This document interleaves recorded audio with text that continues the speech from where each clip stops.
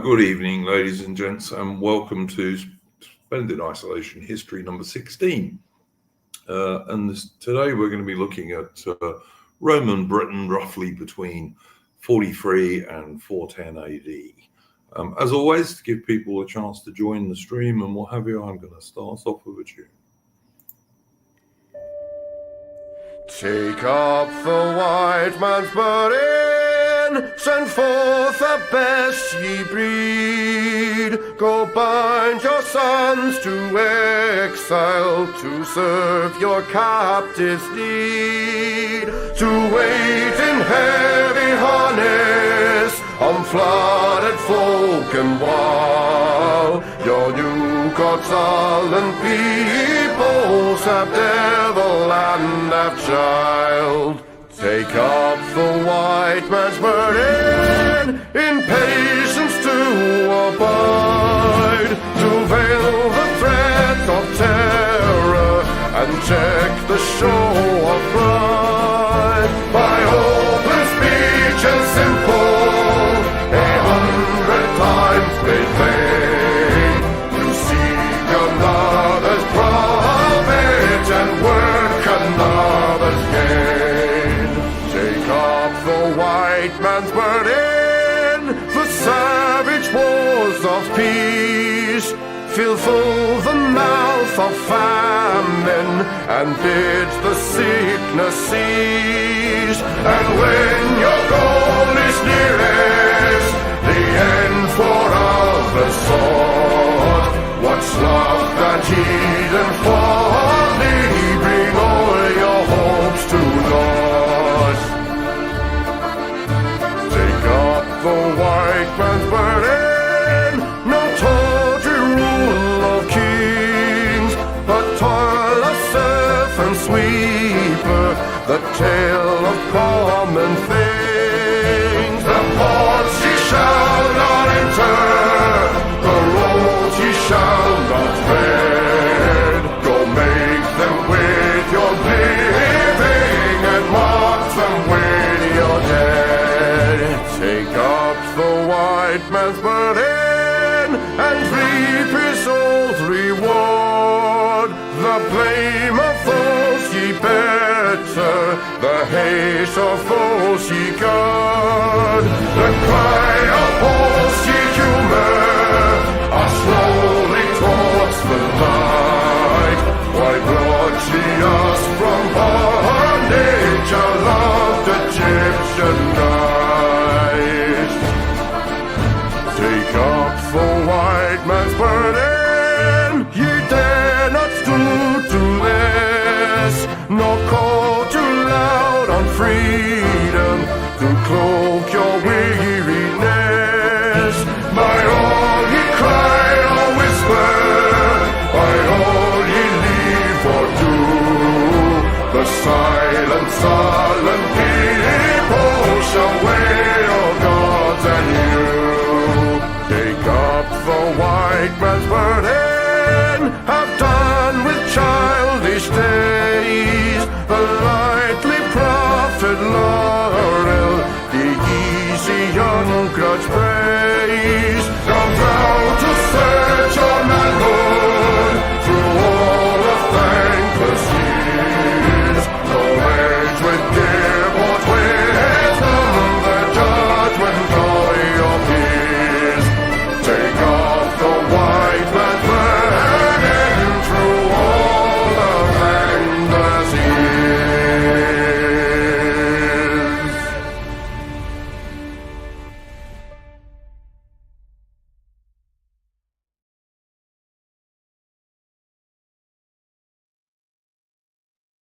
Of course, the excellent Chris Gard.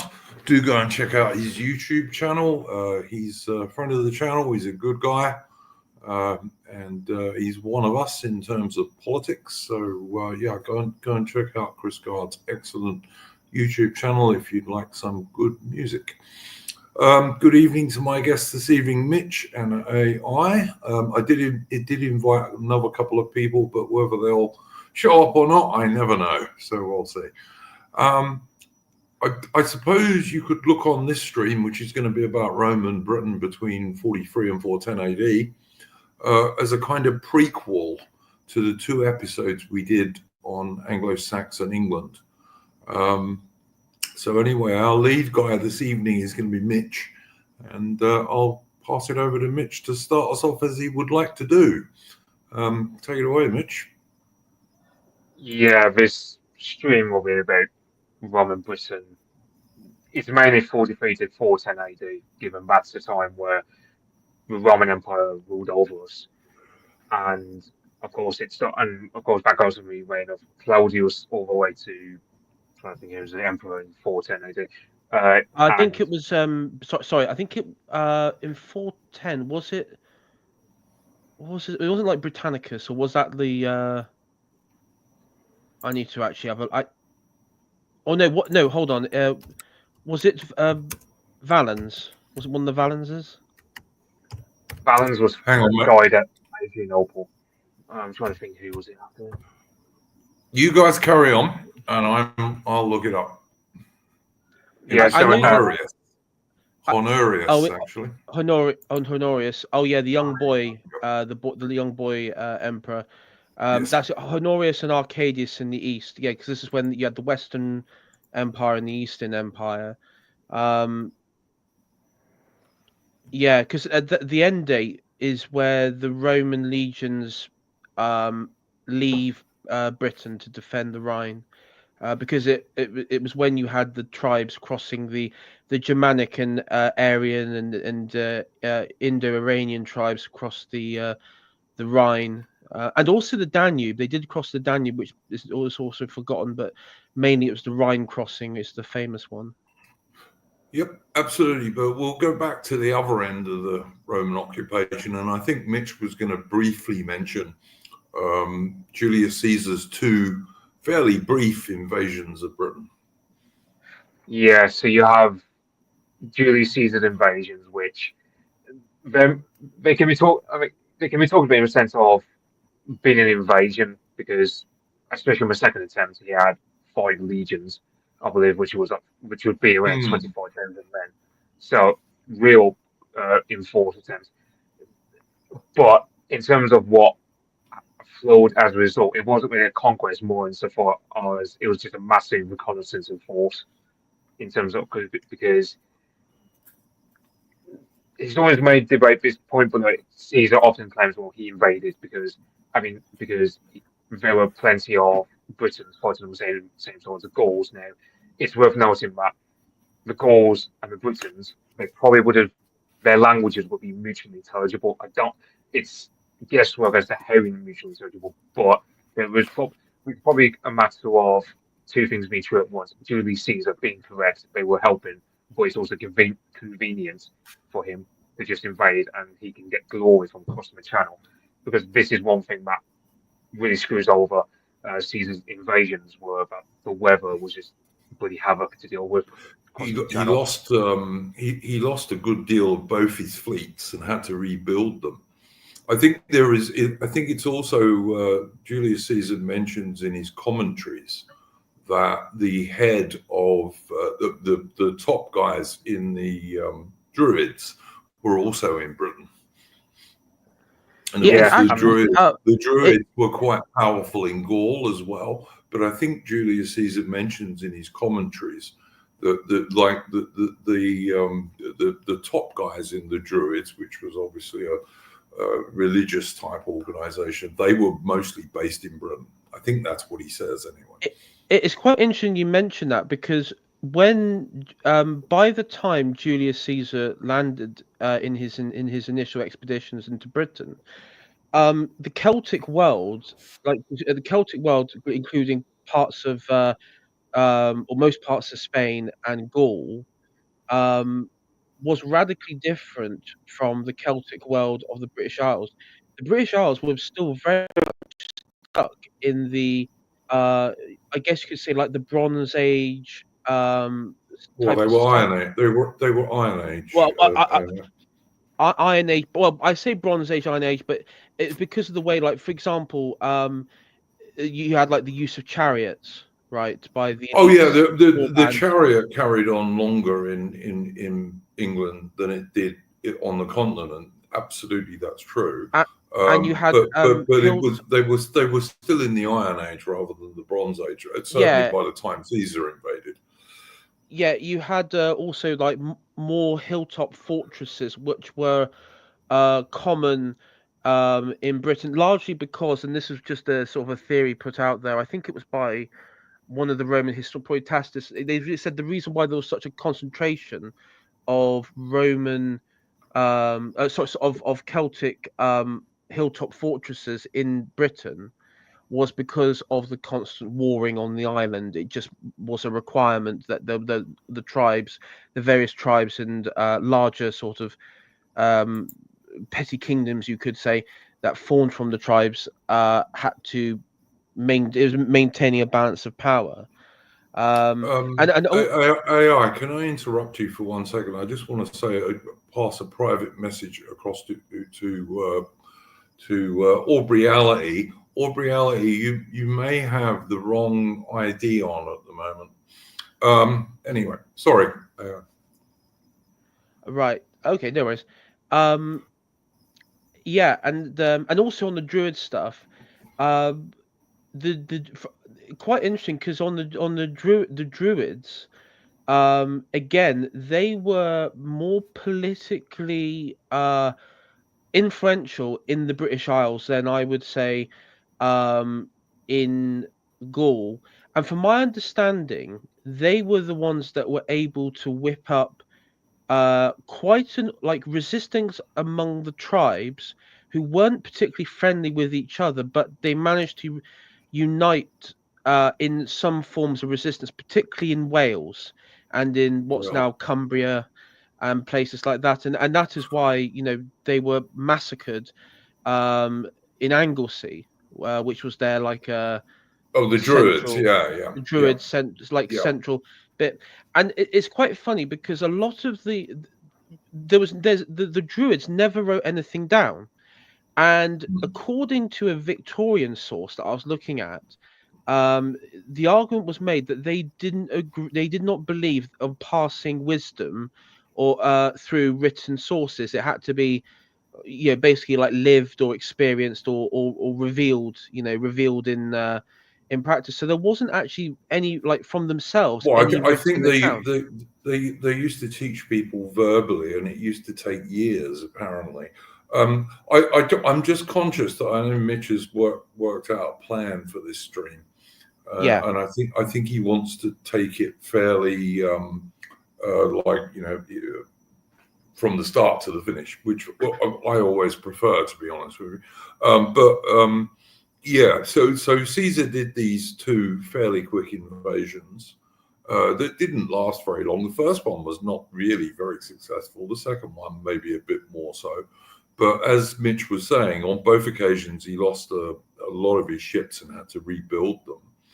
But what that did mean was that southeast England, at least, was by this time in contact with the Roman Empire.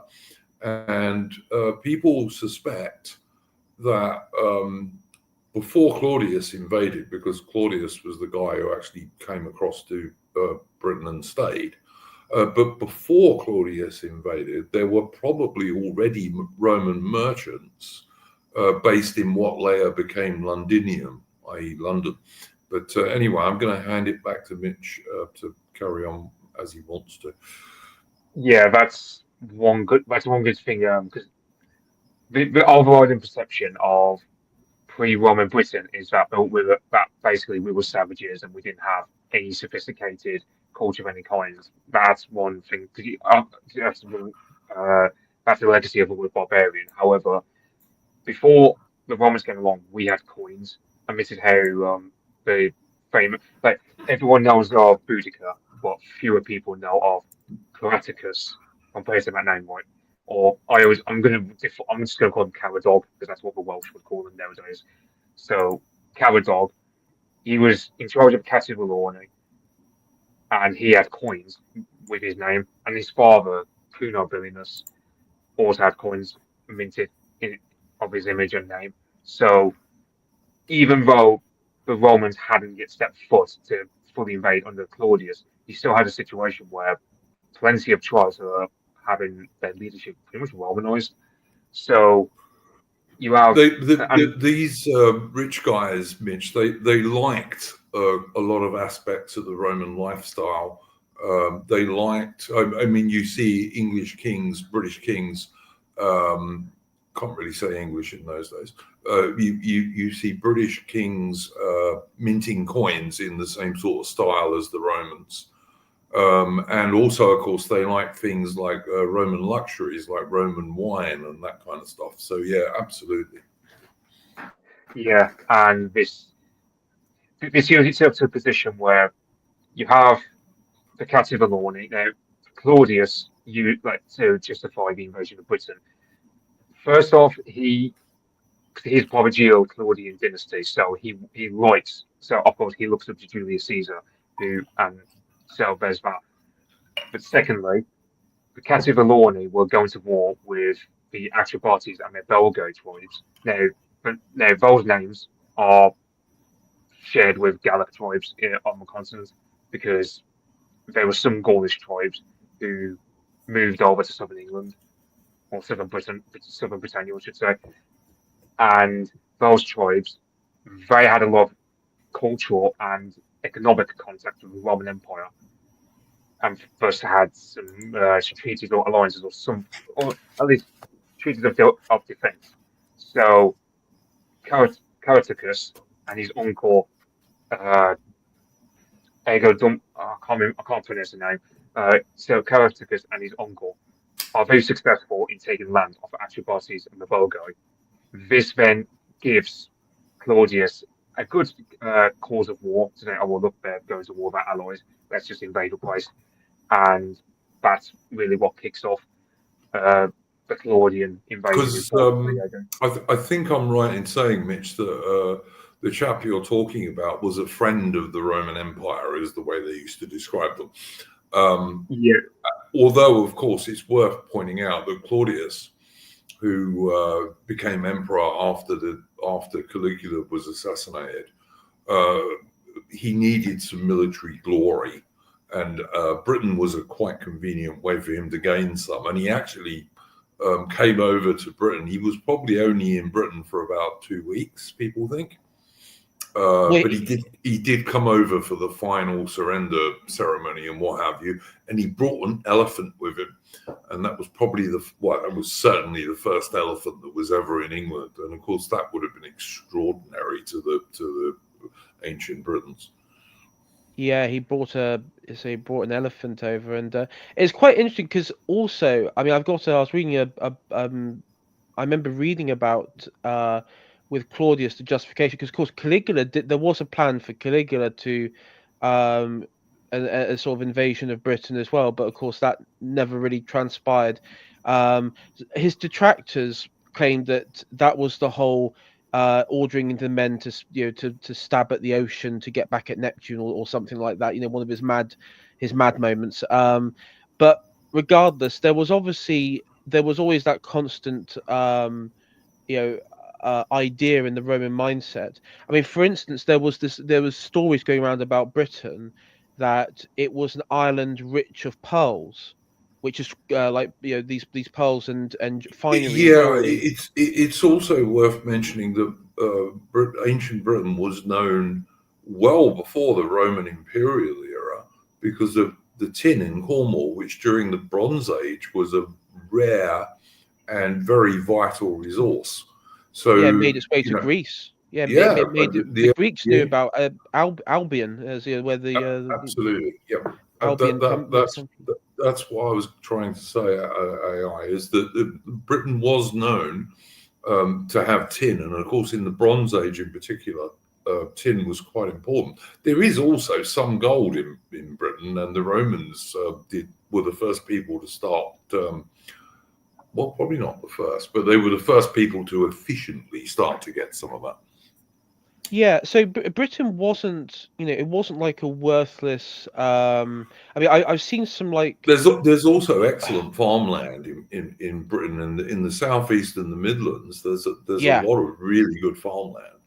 Yeah, Yeah. Oh, yeah. just a short note. I reckon that this was at the time of what we call the Roman Warm Age, where southern Britain was actually good for growing wine. Uh, Yes, yes. so Yeah. um, There's where I am, because obviously I live in southern England.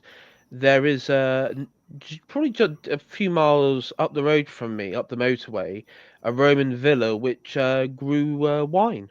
Where Yeah, they where they had it grapes. was quite common, and as Mitch correctly says, this was during the Roman warm period, and you could easily grow vines in southern England in those days. Yeah. yeah, and that's one thing. Because I was reading because there's a children's book, a children's history book I got from 1977, which for children's books is quite well detailed, which you know, it's going on, and because it details that. So one thing that when the Romans fully invade, and a lot of the British aristocracy accept rule, one thing they love to do is they love to live in their villas because one thing that, and this is a common thing among Celts and Germanics, is that they don't like living in cities. So you have Londinium and Camalodunum, and perhaps Boracum as stretch, or that Boracum or York as we have it today, was more of a military site rather than a massive civilian area. Many of the British nobles very largely just stick to their rural villas, and this is one thing to bear in mind is that when people think of Roman Britain, most people living in Britain were not living in the cities. They lived there in the sticks, and and most people weren't really that Romanized. If you lived in Londinium and Camalodunum, so the southeast of modern day England, then you would be very much Romanized. However, because of the because of the laissez-faire attitude, I suppose you could say, about the Romans, because the Romans weren't really going their way to assimilate people. People just assimilated into Rome of their own free will, but Yeah, they didn't want. what people did day to day, the Romans didn't much care. So long as you paid your taxes, the Romans weren't particularly bothered what you did. And in terms of religion, for example, the Romans they would put up shrines to the emperor and the various classical Roman gods. But quite often, what would happen is local gods would be associated with a Roman god. So in Bath, for example, the Romans called it Minerva, but it was called something else Minerva because the English, the British. Cyrus. Thank you, AI. Yes, so it was Cyrus Minerva, and they just identified the local British goddess with Minerva, which is what they did all over the empire, basically. Yeah. They weren't the hardest people to live under, the Romans. So long as you paid your taxes, they pretty much let you get on with your life in the way you wanted to get on with it. You know.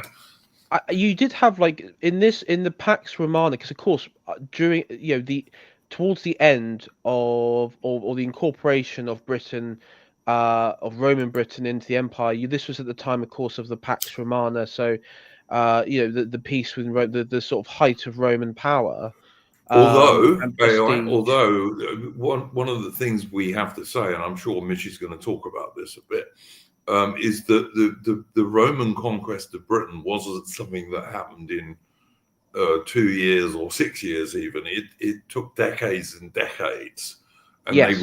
they gradually advanced both north and westwards. So it took the Romans something like 90 years by the time they got up to the Scottish border. Yeah, and of course they did go. Even they went around the Orkney Islands. They sailed Oh around yeah, no, Scotland. they went quite deep into Scotland. I mean, you have the Antonine Wall, which is roughly between Glasgow and Edinburgh, which is a long way north of the more famous Hadrian's Wall. But yes, they went up into the Highlands, and a Roman fleet actually sailed all the way around Britain, proving it was an island. Yeah. And I was just going to say, within society at that time, if you like, say, living in, within the province, within the Roman province, you did have, for most of its history, and the same with other Roman provinces, you had, of course, your slaves, you had your freemen, which were called uh, Peregrine. Peregrine, yeah, Peregrani, and then you'd have your fully fledged citizen, um, and like the Peregrani, for example, in Britain, would be people who were part of the tribes, which would have been friendly towards Rome, and so they would have like these special dispensations, similar to that of Jews in Palestine at the time, and like the Judean kings and stuff, and within Palestine, and other sort of monarchs, say in Anatolia in the early Republic stages. The Uh, Romans were much less exclusionary than most of the Greeks, for example. oh, Like becoming, yeah, yeah, becoming a citizen of, say, Athens or Sparta or what have you, was very difficult and very rarely granted. Whereas very elitist. becoming a citizen of Rome was very easy to get. Yeah, And of course, eventually under Caracalla, all Britons became Roman citizens because everyone in the Roman Empire became Roman citizens under Caracalla. Although it was mainly done to raise more tax money, it has to be said. But Yeah, it's one thing that appealed to many young British men was the fact that if you served in the Legion for X amount of time, you were eligible for citizenship.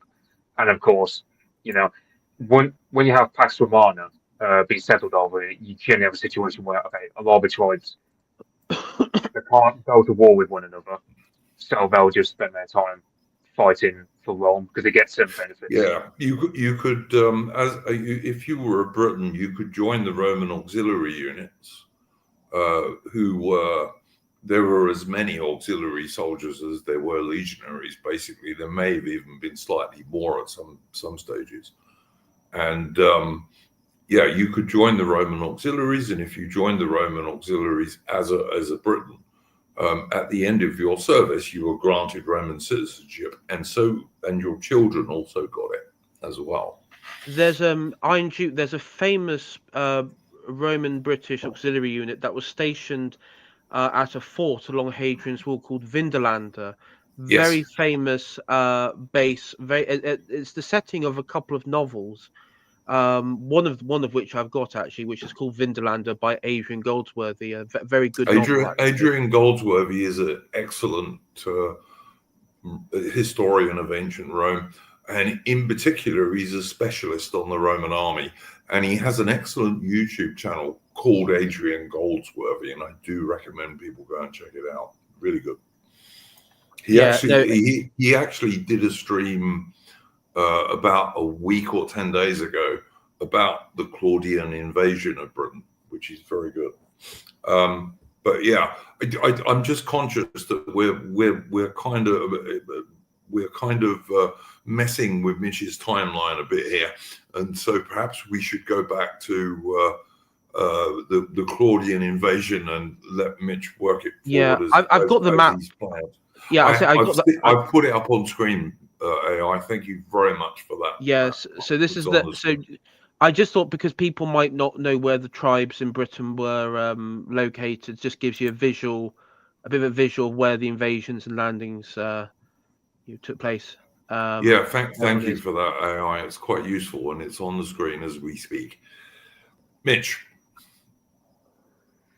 Yeah, so you have Claudius launching the invasion in 43 AD, and the Britons were largely cognizant of the Romans landing in Richborough, Kent, and you have Caradog, king of the Catamoroni, who he's the main leader of the Britons fighting against this Roman invasion, and may fight about the Medway because the Britons were cognizant that, of course, when you're landing or crossing a river, for argument's sake, that's when an army is that is most vulnerable. So the tribes tried to do their best against the Romans in that battle.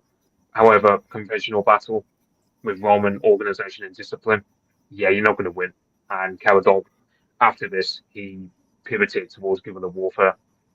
Now, not long after this battle on River Medway, you had the Cativalone stronghold at Colchester taken by the Romans, and this is where Albus Plautius, who's the main Roman general and the first governor of Roman Britain, sets up his headquarters, so to speak. And this is why Camalodunum becomes the major Roman settlement, because it was a major headquarters, like for one of the biggest tribes in Britannia, of course, the Cativalone. Caradog resists doggedly for a long time. He allies with the Silures and the Ordovices tribes of Wales. One thing to bear in mind, I'm trying to think, because there's either Tacitus or Agricola who commented that the Silures tribe, they were commented on as having very similar features to the Spanish people in terms of swarthy skin and dark curly hair. And this led a lot of Roman ethnographers to hypothesize that there must be some sort of Mediterranean migration wave from, let's say, somewhere like Spain into Britannia, because of course the Iberians, a lot of them were Celtic. So Yeah, this, yeah. yeah, The dark Britain phenotype, sort of, like you see in Cornwall, historically in Cornwall, tend to have more darker sort of med complexion. yeah. So this is one thing that draws the Romans fancy, and the Silures, they doggedly resist for a pretty long time. So at least I read some sources said something like 20 years they doggedly resisted. For like other sources say 40 years. It's been commented by Agricola, who was governor.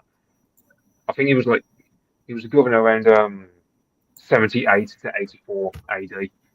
That was when Agricola was governor. So he was commenting on the Silures being rebellious nearly 40 years after the initial Claudian invasion.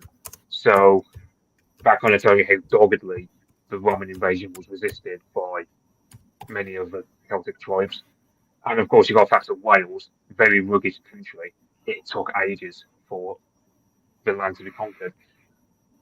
And of course, this leads itself to, because when the Romans take Anglesey, or Ynys Môn, as you would say in Welsh, that's a massive pilgrimage site for Druids, because it was often remarked by Julius Caesar, let alone other Romans, that any religious Celt would have to make a pilgrimage to learn of the Druids on Anglesey. So this is where Suetonius, he leads a force into Anglesey and completely massacres all the Druids. So there was no stone left untouched in that neck of the woods, and the Druids were pretty much wiped out. You probably still had some pockets of Druids who survived, but certainly you can imagine, let's say 100 AD, you can imagine by that time the Druids are pretty much dead. Their holy sites are. It's worth pointing out that in general the Romans were pretty tolerant of other religions. The reason they didn't like the Druids is because the Druids did human sacrifices, and the Romans, although they occasionally did them themselves, very, very, very rarely, they were very anti-human sacrifices. Well, that's one of the reasons they didn't like Carthage. Yeah, I was just going to say Carthage. Human sacrifices. Yeah, absolutely. Yeah, absolutely hated them. And I think there was Druid holdouts in like Glastonbury and parts of Devon. I remember Survive the Jive doing some videos on like local myths and stuff. I think there was like a few holdouts, but I think recommend Survive the Jive's channel. Yeah, another very good channel. Yeah, and in Cumbria. But as Mitch said, the political power as a political entity that could wield sort of influence over the wider tribe society, it was done away with. Effectively, it was just done away with what happened on Anglesey. And they did. There's actually I think from one sacrifice, they had that man in the I mentioned him before, but they found a body in like I think it was in like the 70s or 1970s or something of um in a bog. So it was well preserved. He was well preserved. His skin and hair was still attached. And there's tattoos and markings on the body where he had been tied, ritualistically executed 3 times. So I think he was bludgeoned, strangled, and partially decapitated, and this was like a part of the druid ceremony, but obviously and he did this it was willing, because they were able to tell that the way that the injuries and everything, there was no resistance from on his part, so he was willingly sacrificing himself to obviously the gods He to. could have been drugged beforehand, of course, but who knows? Well, yeah, who knows? He could have been drugged, but there was obviously some. This was some sort of, sacrifice of some kind that was again described in the, by Tacitus and stuff of the sort that the reason we know is because of it being done in threes. The three the three levels of death or what have you. It's very uh I mean, it's a multi-European sort of culture thing. The thing in threes. To answer what It's also worth mentioning that during the Claudian invasion, this was the first time that Vespasian, who eventually becomes emperor after Nero, the first time that Vespasian gained himself military glory was in Britain, Yeah. particularly conquering the West Country, I believe. Yeah. I think he went what's from like Winchester, what's now, I mean, Portsmouth, Southampton region, along that direction. He had the worst time because especially when you come up against the Cotswolds, um, you had Iron Age fort after Iron Age fort that he had to uh, conquer. Yeah. Um, it wasn't too difficult because of I mean, most of the time they would just form testudo. It would be testudo, and they would build ramps up to it, and it would be they could conquer it. But the problem was there was so many condensed of these forts, it became a slog. It was just a slog to do it. But yeah, And they're it was always, and even when they win, they're always going to take some casualties, of course. But yeah, I thought it was worth mentioning that Vespasian, who of course went on to totally defeat the Jewish rebellion in what is now Israel Palestine, he first came to prominence as a military commander during the invasion of Britain. yeah. I unfortunately I can't read out any of his famous quotes because they will go against YouTube guidelines. So I'm Yeah, sure that's good. just as a woodpit bog sacrifice with Iron Woodpit. This is a common thing with Celtic and Germanic tribes. You do what's called a votive offering, where let's say you take let's say a tool like a scythe or sword, and you dump it into a lake because water was associated with the gods. Like, so you have, for example, the famous Lady of Avalon. Like you have a Lady of a Lake gifting a sword. The main reason why that's such a big thing is because if a sword within a body of water was being given, it was generally a sign of divine offering from the gods to the person. And this is like Romans noticed it a lot with the Gauls, but also with Germanic tribes as well. Like so, yeah, that's why there are a lot of bog sacrifices and a lot of votive offerings of like their swords and other metal tools being dumped into lakes and rivers and such. Uh, After, let's say, Caradog resists for a time with Solus and all the vices. However, he got baited into an open battle, which he lost in 51 AD, and then afterwards he was paraded before Emperor Claudius in Rome, taken captive.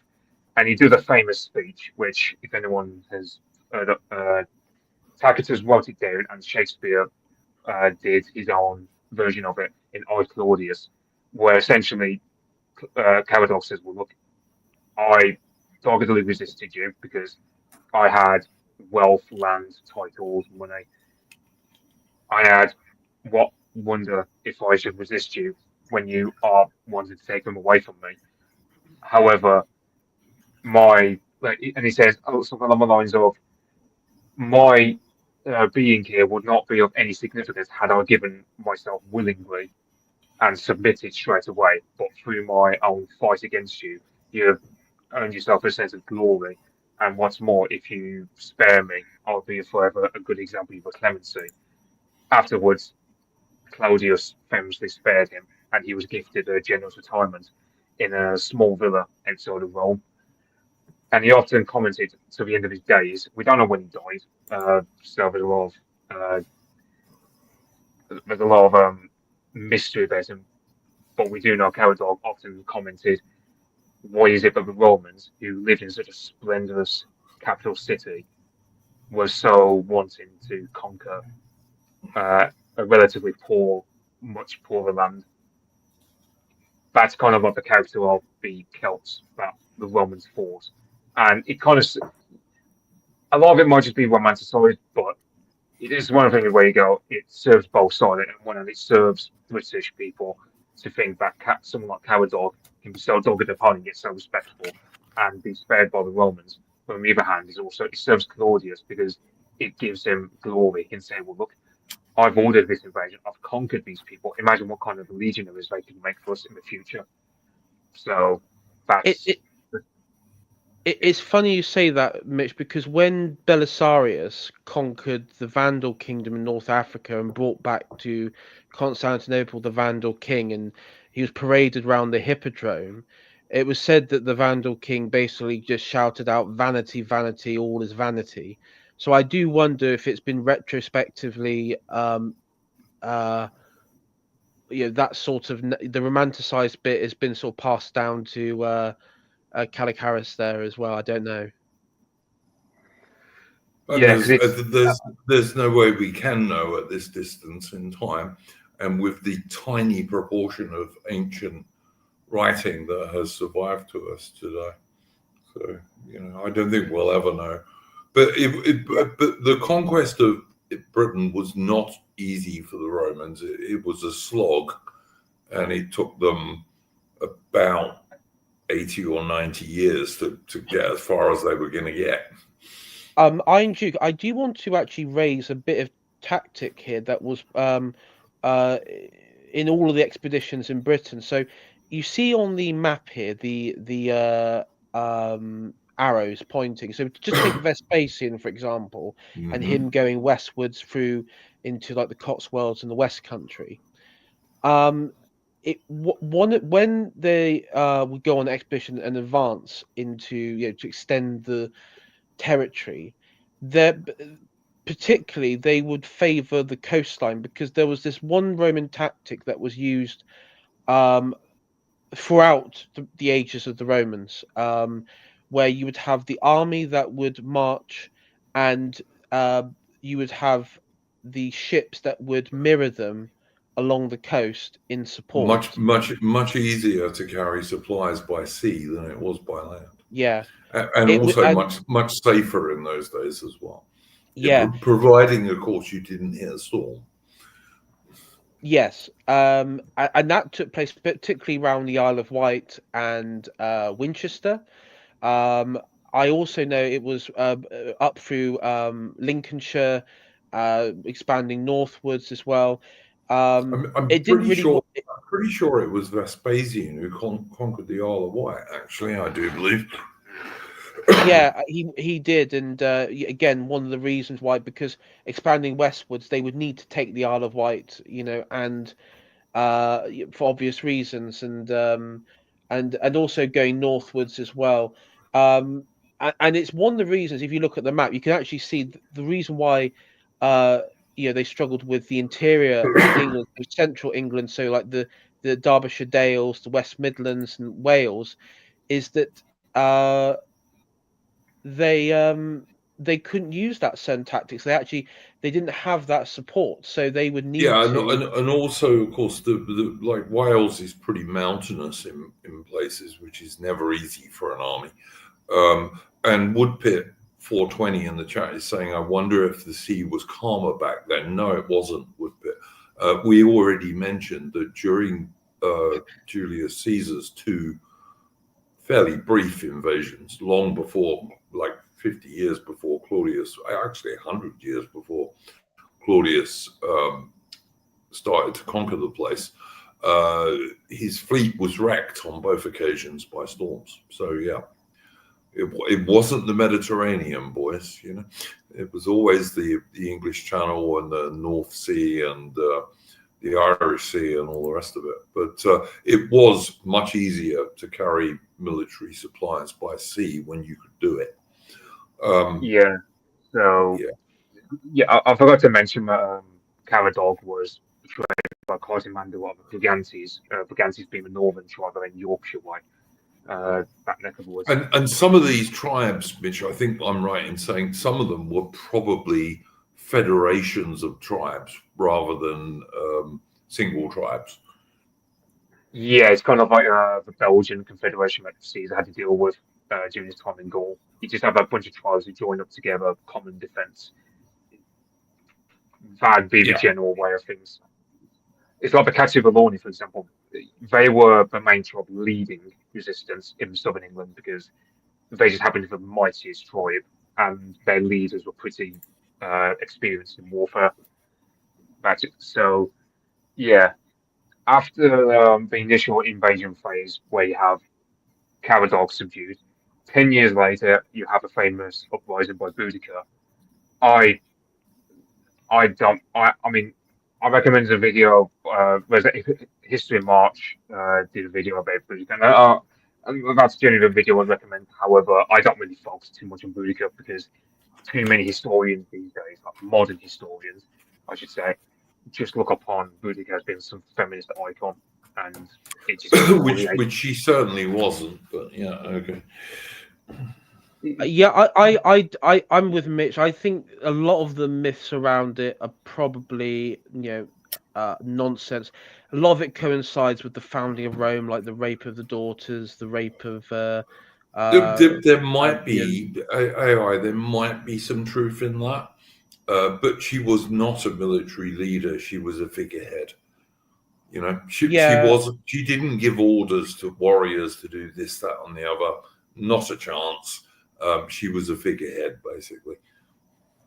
Yeah, and I also the numbers in the rebellion of like the present in battle and killed is again I'm skeptical of those numbers. I think that they're probably exaggerated. Many numbers in ancient texts are exaggerated a bit, but there was certainly a lot of destruction. And I'm sure Mish is going to talk about this a bit.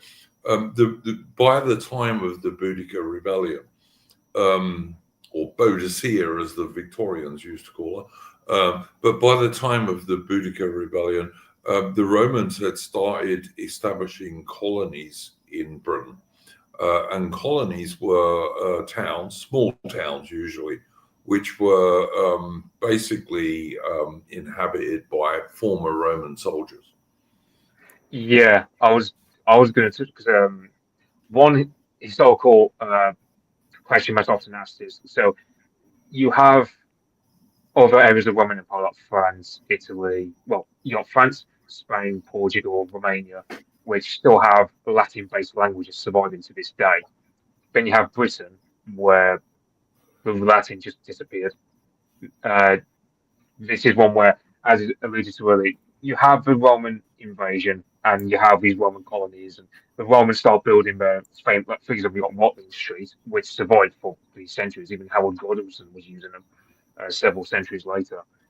So that's how long Roman infrastructure endured. With Roman Britain, outside of the main areas of Londinium, Camulodunum, and at a push, Iboricum, and perhaps Exeter, and I don't know about Exeter, but yeah, outside of Londinium and Camalodunum. What was the one in Not- Wales, Mitch? There's a quite well preserved place in Wales that I know is the one that Adrian Goldsworthy used to visit as a boy that gave him his initial interest in Rome. The name escapes me. I know what you're. It's CARD something. I can't remember exactly what it is now.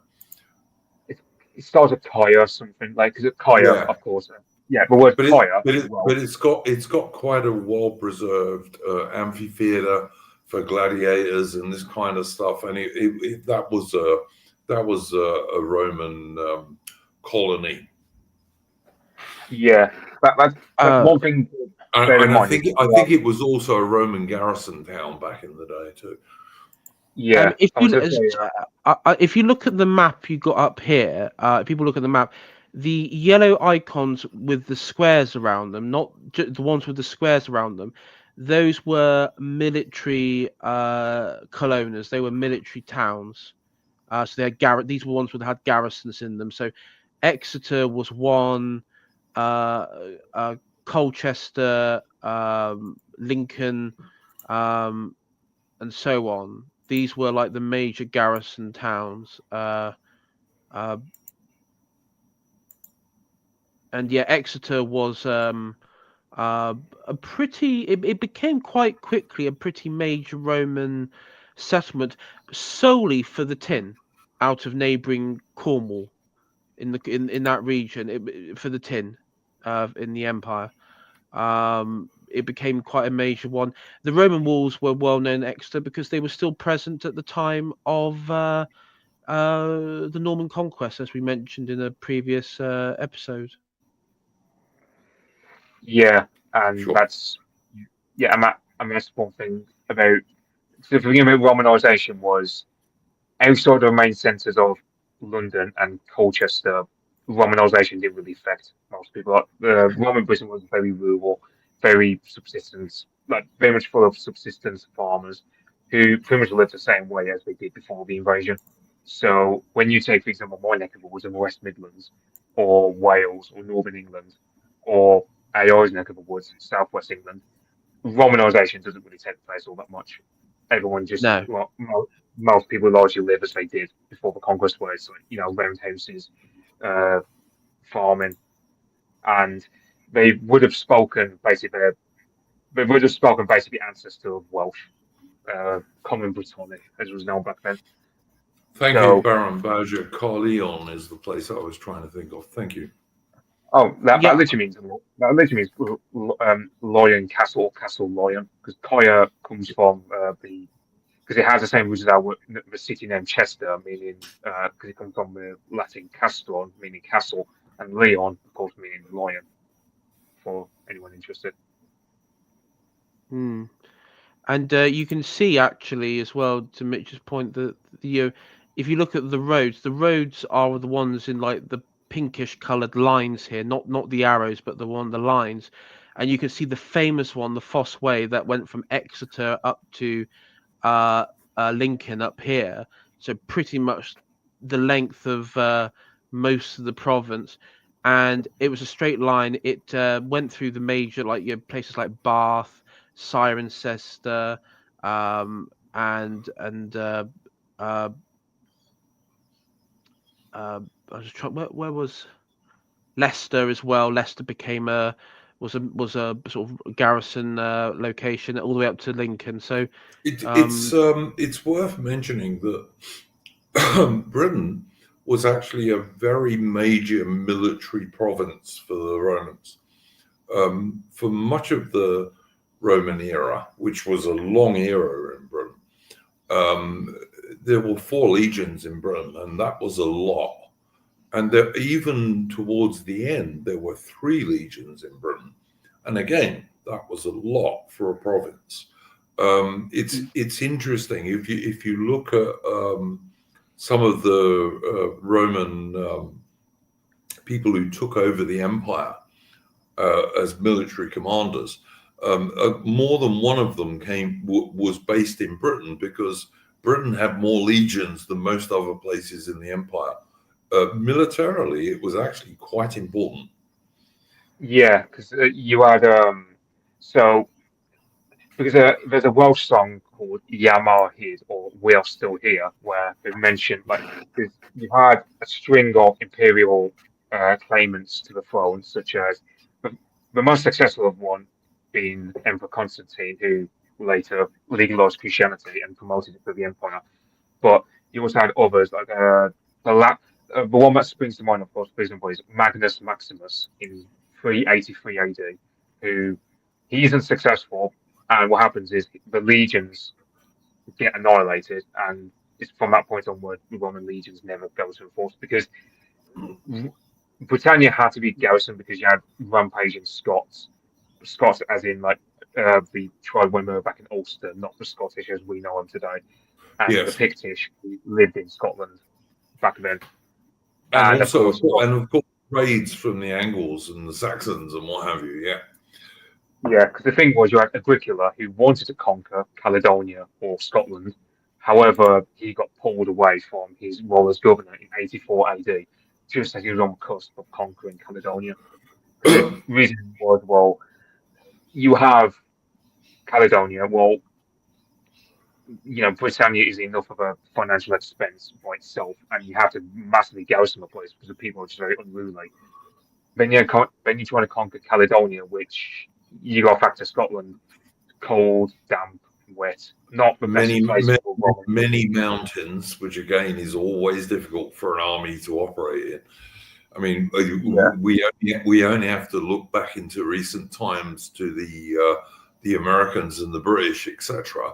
In Afghanistan. Mountainous countries are not easy to conquer for an army, even today. Baron Badger mentions Caracalla and Geta, who hated each other, by the way. The sons of Septimus Severus. They were proclaimed in York because Septimus Severus was at that time conducting a campaign into Scotland. And of course, the Caracalla and Gatto are the supposed protagonists in that awful bloody movie, the second Gladiator movie. And they're nothing like what they were in reality, of course. But yeah. yeah. This is a short note on Septimius Severus. So one time when he was visiting the imperial garrison at Iboricum, he came across an Ethiopian legionary or soldier, auxiliary, I think it was, from the Kingdom of Axum, I believe it would have been at that time. And apparently, Septimius Severus, now, there are leftists nowadays who try and claim that Septimius Severus was an African. No, he wasn't. He would be No, Phoenician. Like, he would be not at basically, all. Yeah. yeah, he would look like a Lebanese fella to our eyes today. Yep, Like, he looked like someone from Lebanon. Absolutely correct. Wasn't his mother from Italy or something like that? His mother was like from Italy. Oh yeah, he was a Roman citizen. Of course he was. Yes. Yeah. But what I'm saying is he wasn't like I heard somebody even try to justify. Oh well, he may have been like a mix of like Phoenician and Berber, and I was like, no, he's like No, his not mother a was chance. Italian or something like that, you know. It's partly that partly comes. I'm sorry to interrupt you, Mitch. This partly comes from the ancient convention that whilst women are always shown as being very pale because rich women don't need to go out into the sun, men are always shown as much more bronzed and suntanned because they're either working outside or they're soldiers outside. And so Septimius Severus in some of the ancient wall paintings and what have you that have survived is shown as much darker than his wife. But that's an ancient convention. You can see it in many Roman and ancient Greek paintings. He was not an African. It's nonsense. yeah, see, that's kind of like, and the other thing was, I think it was a white-haired woman from, I think it was like a beach in, was it Sussex or it was somewhere in Southeast. They tried to claim that this one woman was a sub-Saharan woman living in Roman Britain. No, she wasn't. She came from Cyprus. No, Yeah, I've been to Cyprus. Cyprus. people there are not sub-Saharan, and they would be very offended if you try to claim they were sub-Saharan. Yes, So they would. And it was because she had like an ivory or ebony bracelet, and they were like, "Oh, she must be sub-Saharan," and it's like, what? An ebony Yeah. ivory bracelet? Ivory What? was a precious thing, but it was like common all through the Roman Empire, basically. I mean, Well, as we pointed out at the beginning of the stream, when Claudius invaded Britain, and when he went over for the final surrender, he took an elephant with him. You know, it's like, yeah. so what? Well, it's like saying, "Oh, this Roman senator was wearing silk because he all wore silk on a ceremonial occasion." That means he's Chinese. That's the same sort of logic. Yeah, it's just nonsense. And again, silk was a precious material, but quite common in the Roman Empire. yeah, and Imported from China, and For rich trade. people, it was quite common. Yeah, this is the thing. Like the average Roman citizen, and slave and everything would never ever have such luxuries ever. Oh no, absolutely not. That was restricted to the Roman aristocracy, and although you can't really speak about a middle class in the ancient world, the people of senatorial rank in the Roman Empire were immensely rich. But the knights, the knights in Rome were also pretty rich. You know, you can't really speak of them as a middle class. They were more an upper class, to be honest with you. But no, the average artisan in Rome certainly couldn't afford stuff like that. Although it is a fact that during the Roman occupation of Britain, ordinary British people had many more Roman goods, like mass-produced plates and dishes and that sort of stuff, than they had before the Roman era, or indeed afterwards. Yeah, Darren Buckley, yes, the equites that's the Roman knightly class, which was the class below the senatorial class. And of course, the senatorial class could indeed be plebeian. Plebeian didn't mean poor. It just meant you weren't an aristocrat. But anyway, whatever. Mitch, please carry on, Mitch. And I've put AI's latest map up. Yeah, so you have in in the early to mid 80s AD, you have Agricola attempting to invade Caledonia. And he was quite successful at it, where at the Battle of Mons Gropius, where I'm trying to because the way they describe the battlefield, it sounds almost like descriptions of Battle of Culloden, where it's quite a bit wet and damp, and the Romans were able to win the battle quite handily, where it's something like 10,000 Pictish casualties for only 360 Romans. Now, we don't know if that's fully true or not, but to be fair, Roman organization and discipline mean that you can actually believe the losses were massively lopsided. So that was the chap who was the Roman historian's father-in-law, wasn't it? Yeah, Tacitus's father-in-law. And, yes. And Tacitus was a guy who wrote about Caradog's famous speech to Claudius. Now, it's one of the things where we don't fully know whether it's true or not, because Tacitus had a habit of believing in a noble savage in a lot of ways, and he also believed in pretty much using barbarians like Caradog as a means of announcing the virtues of Rome. Because Tacitus also did this, where he kind of hated the corruption in Rome, and he would often talk positively about tribes that average Romans would consider disgusting people of the Germanic tribes, because at that time, of course, Germanic tribes were seen as very, very much of a very grave threat to the empire and so on. So yeah, but then of course Agricola was interrupted because Trajan, who was in some respects the greatest Roman emperor, in my opinion, although we know relatively little about him because not all that much has survived really in terms of writing about him. But look, Trajan carried the Roman Empire to its greatest extent. He was the guy who conquered Dacia. He was the guy who conquered most of Persia, and even went down right down into the end of the Arabian Peninsula. But unfortunately, he died, and he was succeeded by Hadrian. And Hadrian decided he was going to retrench. He kept Dacia, which had quite a lot of gold and other stuff. And also, I think he would have got too much shit if he'd abandoned it. But he abandoned all the Persian conquests. And he also stopped Agricola from conquering Scotland, basically. Yeah, and we withdrew back to the wall that everyone knows that he's named after him. Yeah, Hadrian's Wall gets built, and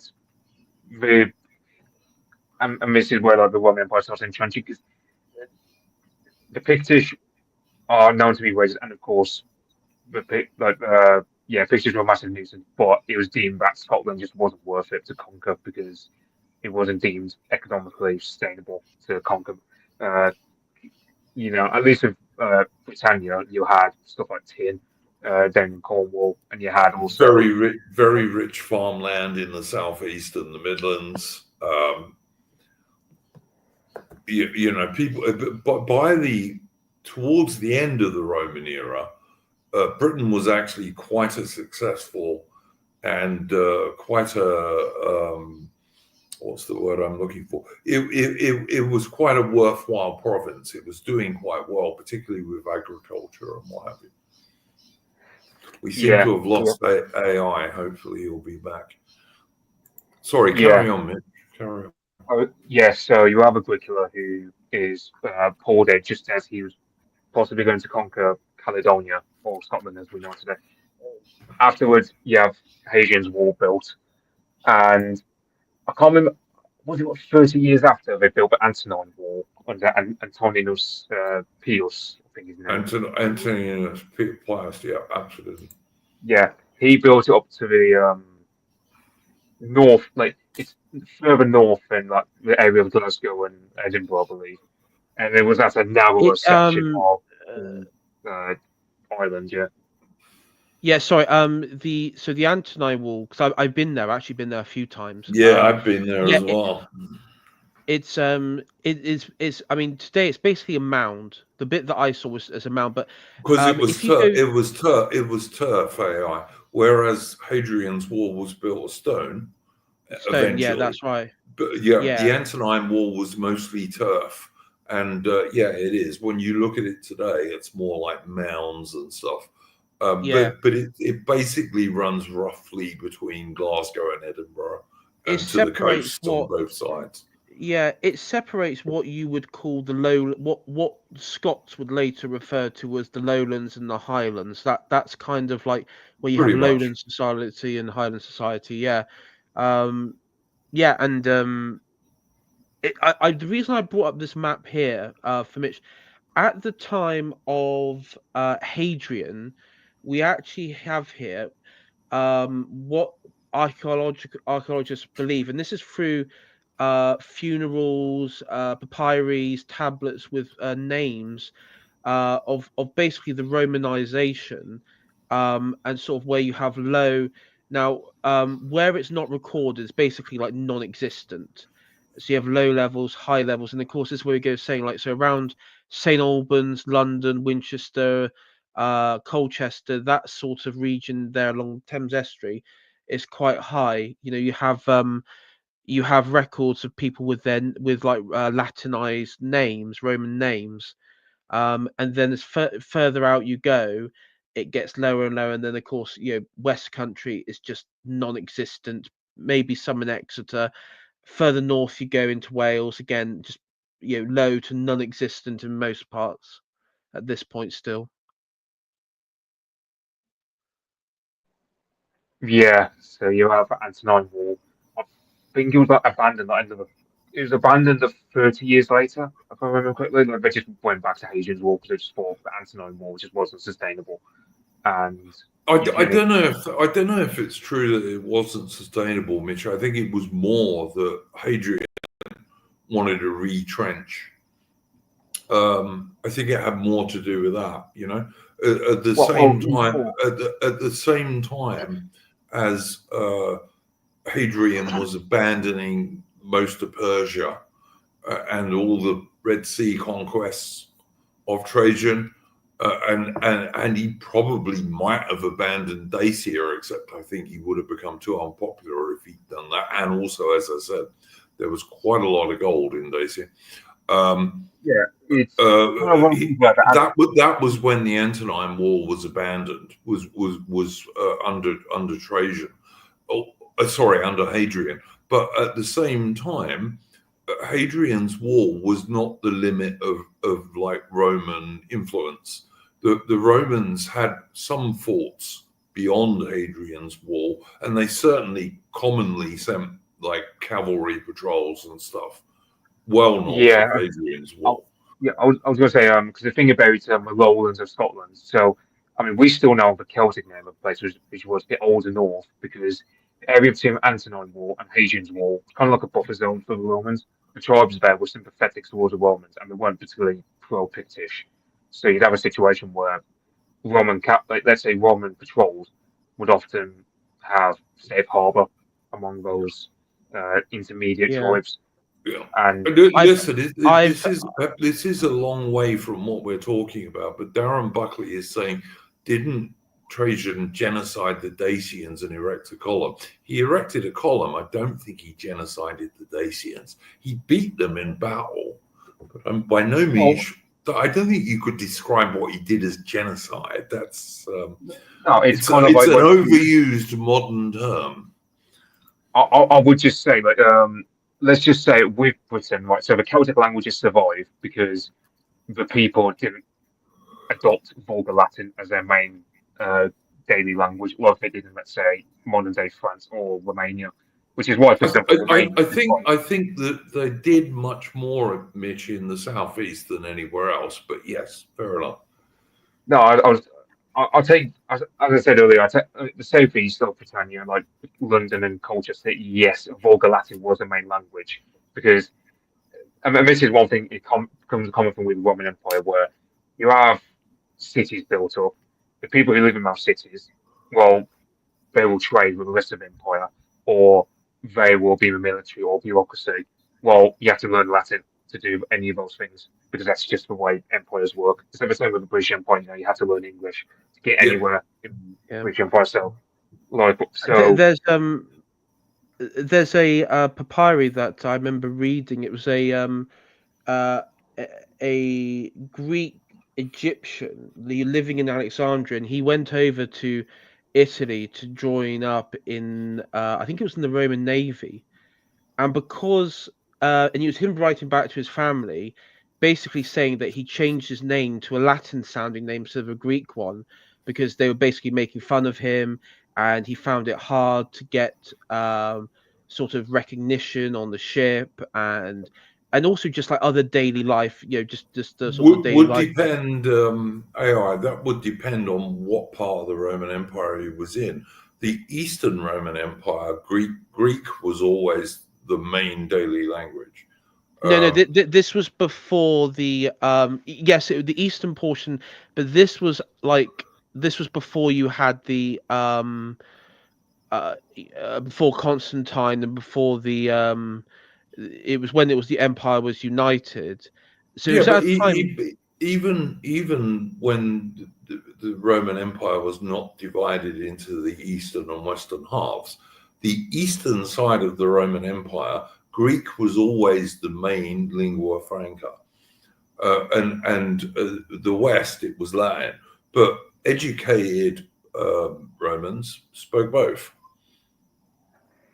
Yeah, but I think what his point was, what I was trying to say was that when he went to Italy, basically because they weren't particularly friendly because he was a a sort of Egyptian Greek, that's why he had to sort of change his name and everything to sort of fit in. Hmm. But I mean, And Alexandria was always a Greek city. It was yeah, Greek. It was but a Greek-speaking city.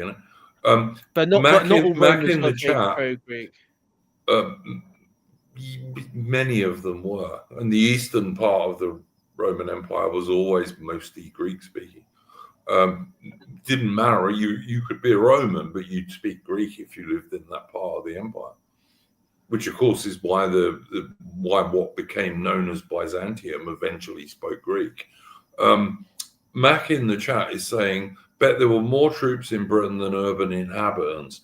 Well, we know that there were about 20,000 legionaries in Britain at its highest, and there were probably an equal number of auxiliaries. So there would have been about 40,000 Roman troops in Britain at its height. That probably went down to about 30,000 later on. Were there that many people living in towns in Britain? I think there probably were, to be honest with you. In the like Londinium and all the Roman colonies and garrison towns, I suspect it was probably at least that many. I've also But got an article but from the majority of Brits, as Mitch was saying, were always they were more comfortable living in small, like extended family villages.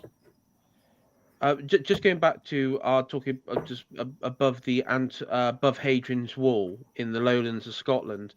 I've got an article from the what was it, the Scott, I think it was the Herald Scotland, about an archaeological so this was an archaeological find back in 2019. So in 2019 a marching camp dating from the 1st century AD was found, thought to have been used by Roman legions during the invasions of Agricola. Clay domed ovens of 26 fire pits dated to around 77 to 90 AD were also found, loaded with burned objects, charcoal contents. The pits were 30 meters or 98 feet apart in two parallel lines. And so the suggestion was by archaeologists that this was used as a strategic site, and this was in Ayrshire. So this was along the coastline, Yeah. just south of what's modern day Glasgow. Yep. Yeah, absolutely right. I mean, Max also asking about Doomsday Book levels of population. I suspect that by the late Roman period, the population in Britain might have actually been slightly higher than it was in some of the Anglo-Saxon era. Yeah, I think it was something like somewhere between 2 and 3 million before Roman Empire collapsed around in Britain. Which was So when Britain was doing its best, by the way. The late period of Roman Britain was when Britain was doing quite well and was quite a successful Roman province. yeah, so you have I mean, another good example is talk about late Rome. Christianity. I don't know if we're going to get onto this in a bit fully, but Christianity didn't make like an organic, natural imprint on Roman Britain until really after Constantine and the reign of Theodosius, where it was kind of forced upon the Roman provinces on a sort of a top-down level. Um, I mean, of course, we know all the legends of like the first Roman Briton to convert to Christianity was Saint Albans, which is the name given to the Roman town after him. But And I know archaeologists have found Roman Christian plates and what have you in Britain. yeah, there's one in Bath from the 4th century. There's I think again in London and Winchester. In Exeter, you find it. The most famous one in Bath is actually on the tablet, which again I've seen in person. It's a sort of like a dialogue between the two Christian Romans talking about the state of the church, and also at the time there was like a heretical group in Londinium region, between Londinium and Colchester, called uh, like the Plagiaries or the Plagius, which was like led by a heretical priest who uh, like an early form of heresy. But from the understanding of archaeological stuff, I mean, the majority of the population in Rome, Britain, converted to Christianity. The only exceptions to that were probably Cornwall, parts of Wales, and parts of Cumbria, where you still had paganism. Um, that sort of still remained.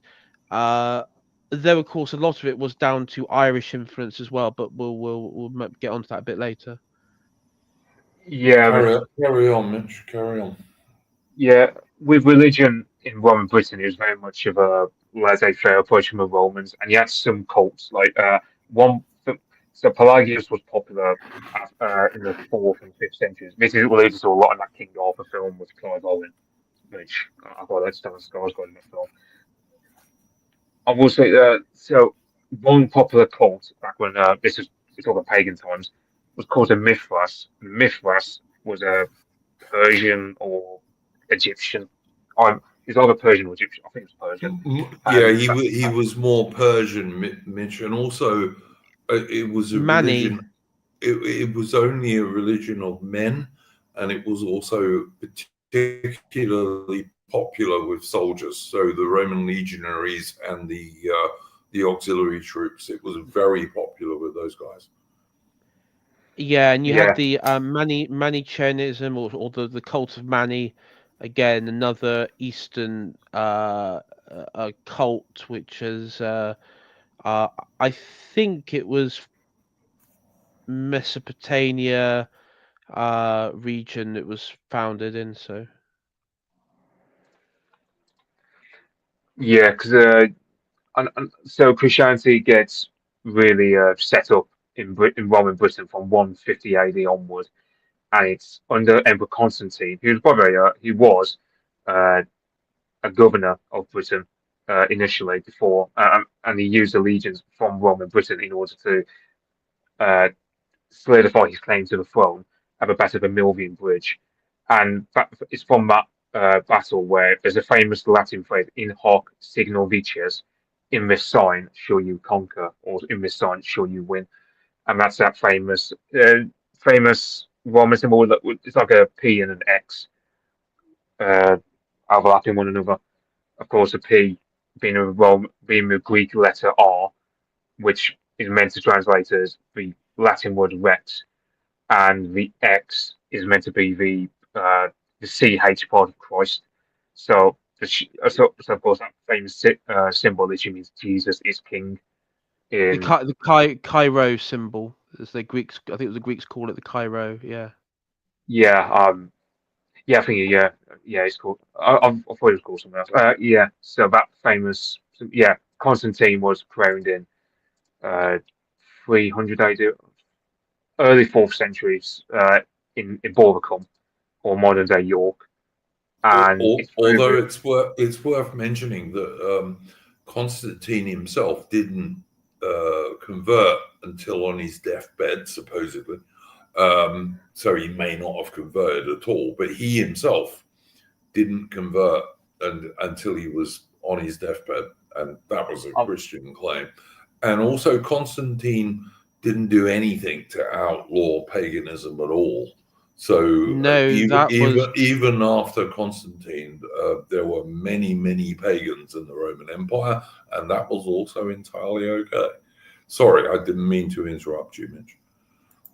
I was going to say yeah, no. I would, I was going to say the actual crackdown was Theodosius the Great, who was the last emperor of a united Roman Empire who was the one to effectively go after paganism in a in a very extreme way, in a very visible way.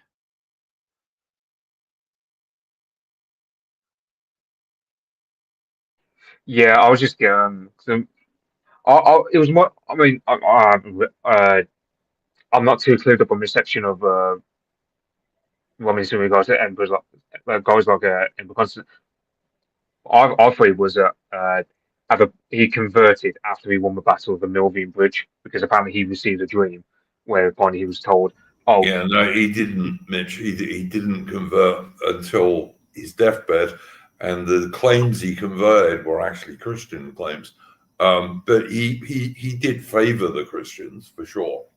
But he After when but he didn't convert until his deathbed, and like I said, he didn't also persecute the pagans at all.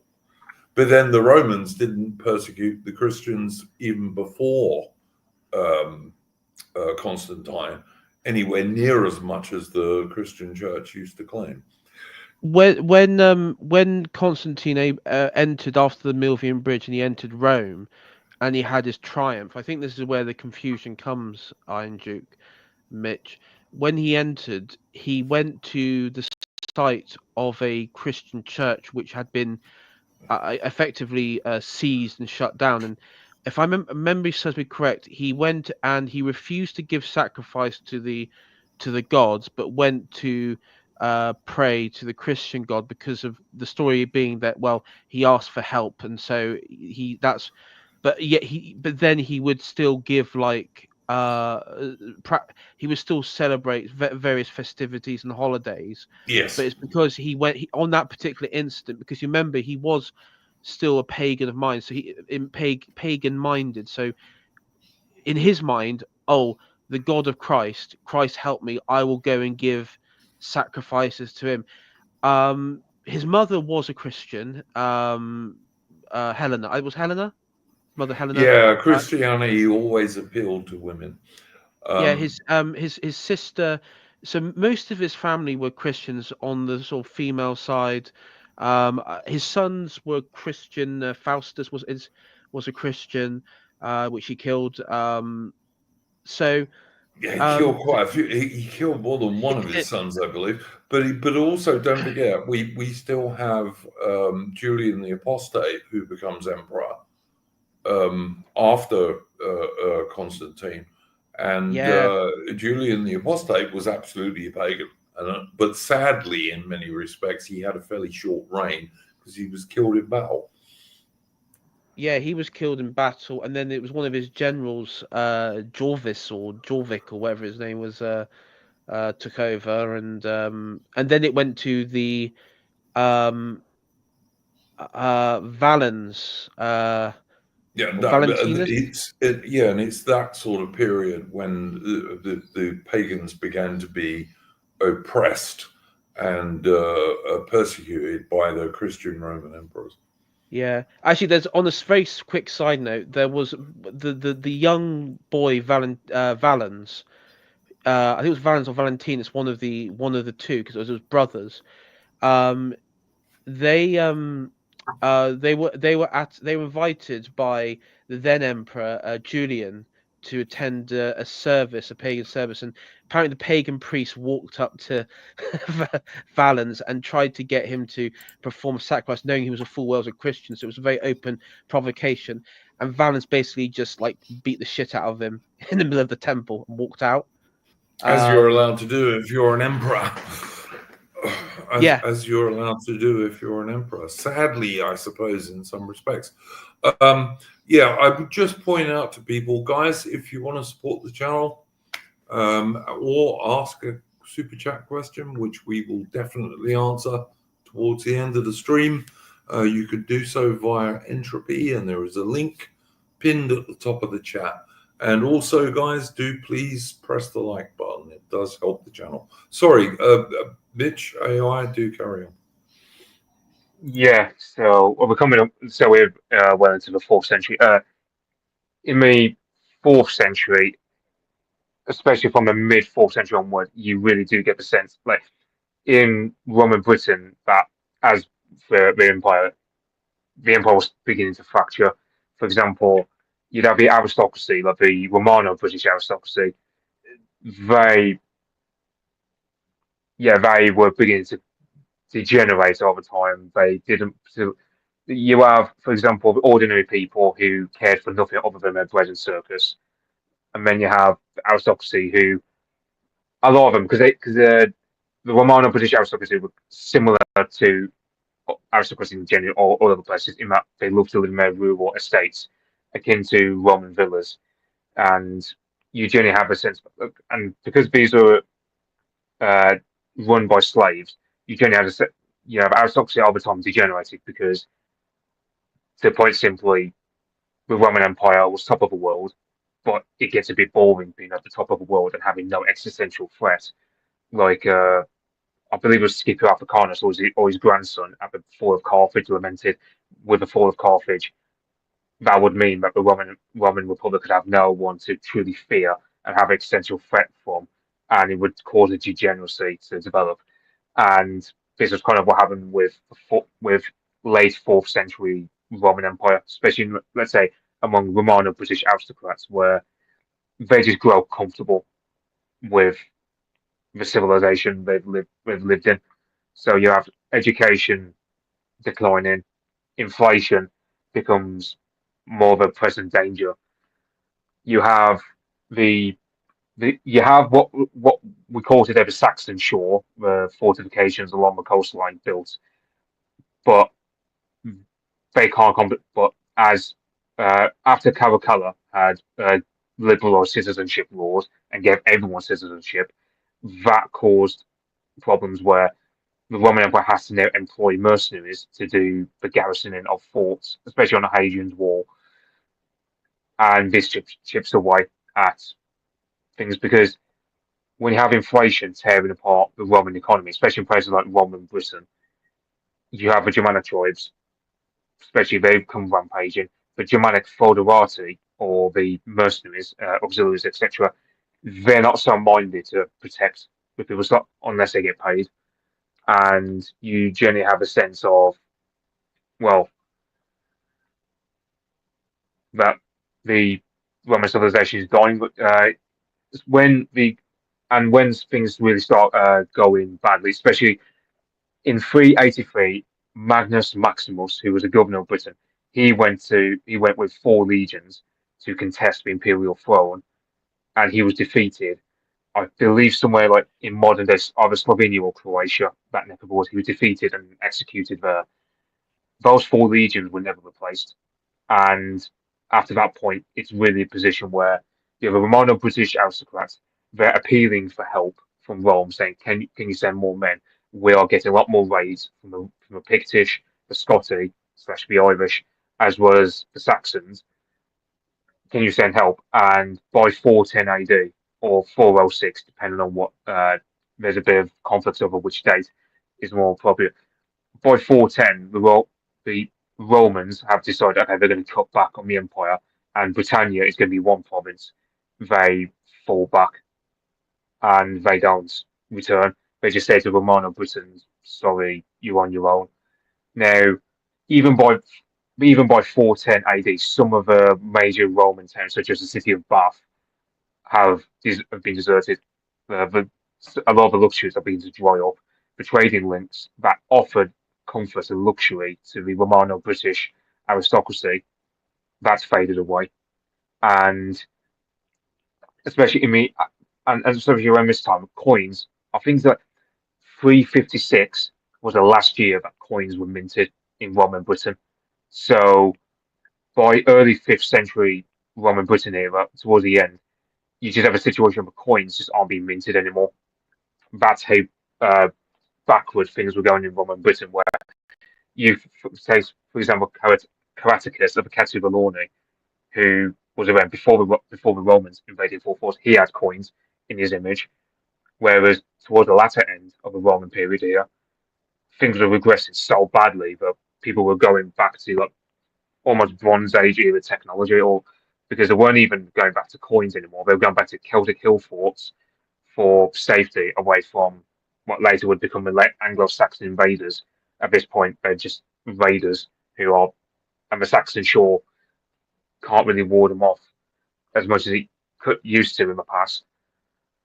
And you have, for example, the Mildenhall treasure, which they've dated it to around late 4th century, early 5th century, which kind of tells you even though the Romano-British aristocracy were living in splendor at this time, many British aristocrats were believers of Pelagius, who believed that the Roman Empire was degenerated. So this is where yeah, this is generally the sense where there's a man. I mean, I think it was Adrian Goldsworthy or someone else who detailed that with Caracalla giving citizenship, it detached the provinces away from one another.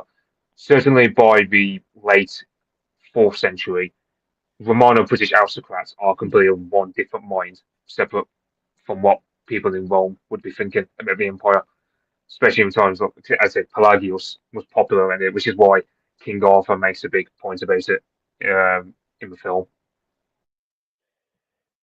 I think I'm right in saying, Mitch, that in the latter part of the Roman occupation of Britain, Britain was actually divided into two provinces, wasn't it? Divided into you had Britannia Inferior, which is largely yes. like the north, Yes. west, like my neck of woods, Wales and northern England. I mean, you have Britannia Superior. Now, it's worth noting that superior and inferior don't carry the same, like they don't mean the same in Latin as they do in English today. It was like inferior meant, I think it was a lower land, I believe, or I can't remember. Well, wasn't it like the superior was the closer bit to Rome and the inferior was the further away bit, is the simple way of understanding. Yeah, I remember. But that was all part of, as Rome became less and less secure, and as there were more and more civil wars, which was the real reason that in the end Rome fell, the Western Roman Empire fell, the provinces were made smaller and smaller so that governors had less and less military forces. And as we mentioned earlier in the stream, a couple of quite a few people who were governors of Roman Britain, because it had so many soldiers, were able to go and try to take over the empire. They didn't always succeed, but they were able to try.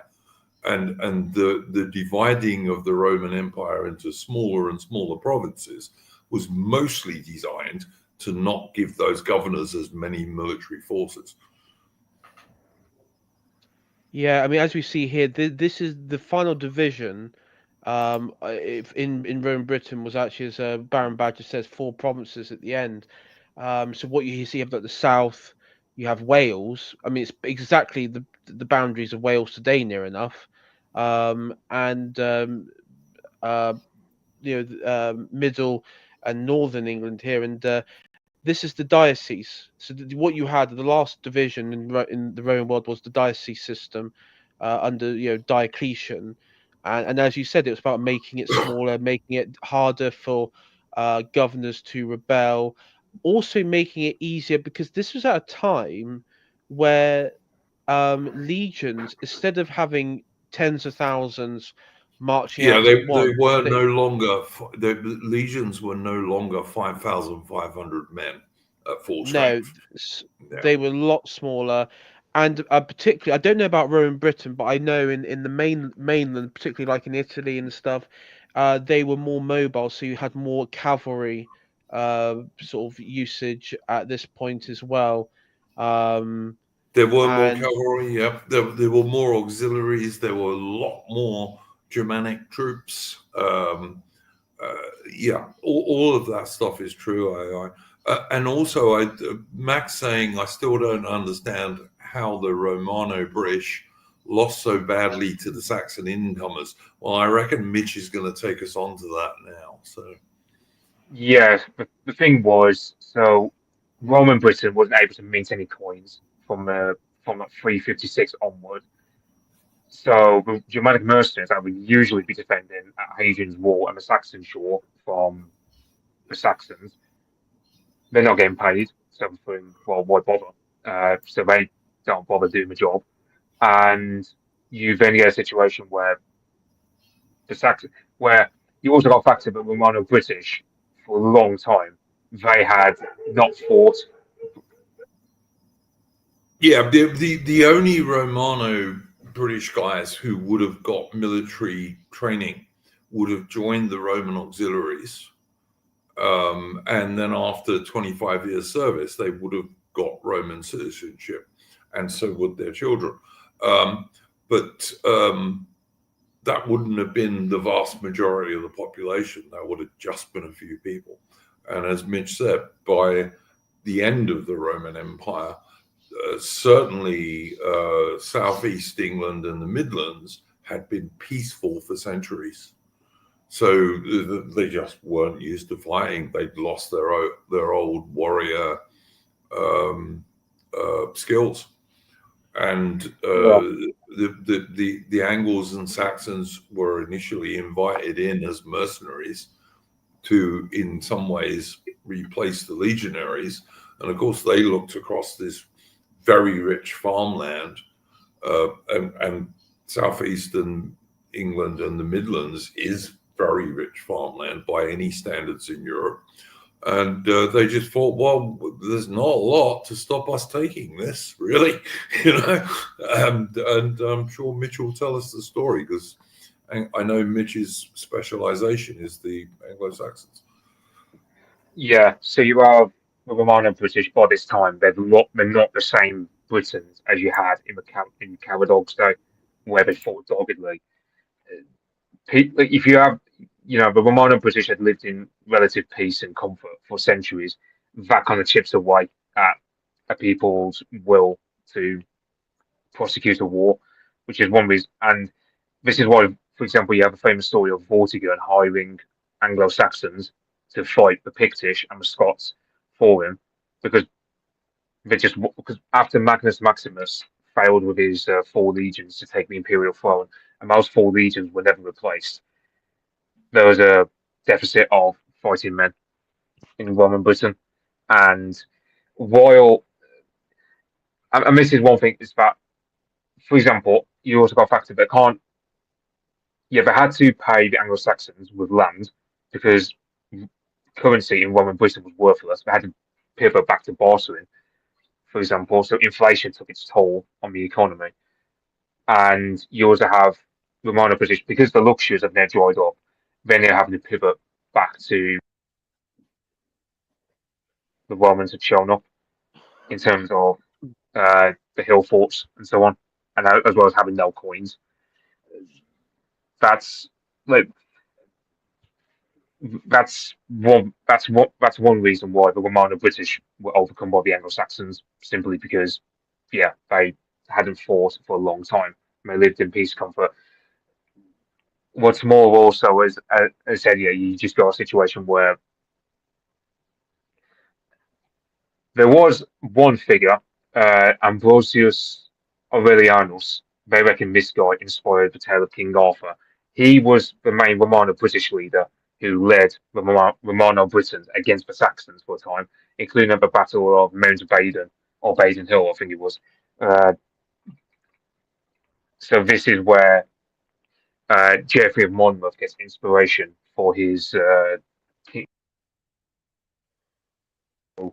there was some fight in the Romano Britons, but with stuff like Justinian's plague later on, you've got collapsing law and order. You've got you also got a factor that Romano British culture only really had its thing in London and Colchester. You take someone like from my neck of the woods in West Midlands, or someone from AO's neck of the woods in the southwest, or the Welsh, they're not particularly going to lift a finger for Romano British culture in the same way.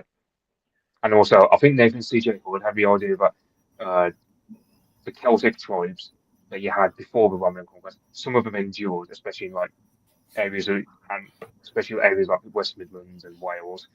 and those areas kind of took over political authority after Romano-British culture and all the institutions collapsed. It's quite funny because Baron Badger, excuse me a second there. Baron Badger in the chat says there is evidence that Britons never really assimilated. No Brits became high-ranking Roman officials.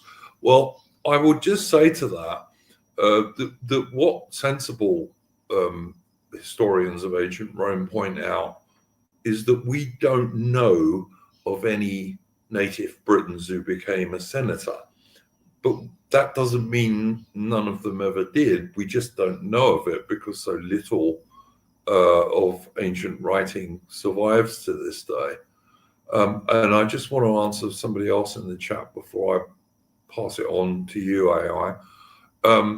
Someone was saying, was a lot of the Mac was asking, was a lot of the conquered population villa slave laborers with no culture or investment in Roman society? That's not true either. Only a minority of people in Britain would have been slaves. Not most people. They weren't. No. How much investment they had in Roman society is a different thing entirely, but most of them were not slaves. Sorry, AI, carry on, mate. Yeah, so I got the map up here, and just to answer Matt's question, he said how could it be cities with 10,000 populations per head, and relatively well sort of functioning society? How come they were able to be completely ruined by these Saxon raids? And one thing that isn't really talked about enough, but it was before the Saxons major incursions and the Angles major incursions. I got it up here on the map. You can see Irish settlements, so massive Irish incursions in Wales, in Pembrokeshire, raids into the West Country, and also Pictish raids along Northumbrian coastline and Northern English coastline. But particularly the reason, if you look at the Picts and the Irish, for example, this was the reason why, or this was one of the reasons I think Bede, where it comes into the claim that the Saxon Angle warriors were hired to basically repel Irish raiders, Irish settlers, and the Picts, and it was to repel these raiders from the Celtic thing. And as you can see here now, this map, you got the Romano Britons, who were the ones that effectively sheltered in this sort of territory here, and then you look at like Devon and Cornwall, Somerset, they still even refer to themselves as the ancient tribe at the time of Julius Caesar and what have you. And yes, actually, Mac just raised a good point. This was also roughly the same time, probably a bit later on. Patrick was then enslaved by these Irish raiders, and brought Christianity back to the Celts in Wales and Cornwall, who never experienced Christianity through the Roman method, mainly because of their their sort of disassociation with anything Romano British. It is quite interesting looking at the map here. You just see just a good half of Roman Britain just was never really assimilated in. Also, Baron Badger in the chat, yeah, you're quite correct. I mean, the reason Brittany in France is called Brittany is so many Romano British moved there because the legions were still in charge there for a fair bit longer than they were in Britain. So yeah, you're entirely correct. Mitch, would you like to wind up the stream and bring us up to when we did our 2 streams on Anglo-Saxon England? Yes, so you have the collapse of Roman authority in Britain. This is where you have massive. You have because one thing to bear in mind is so Roman civilization largely collapses into ruins.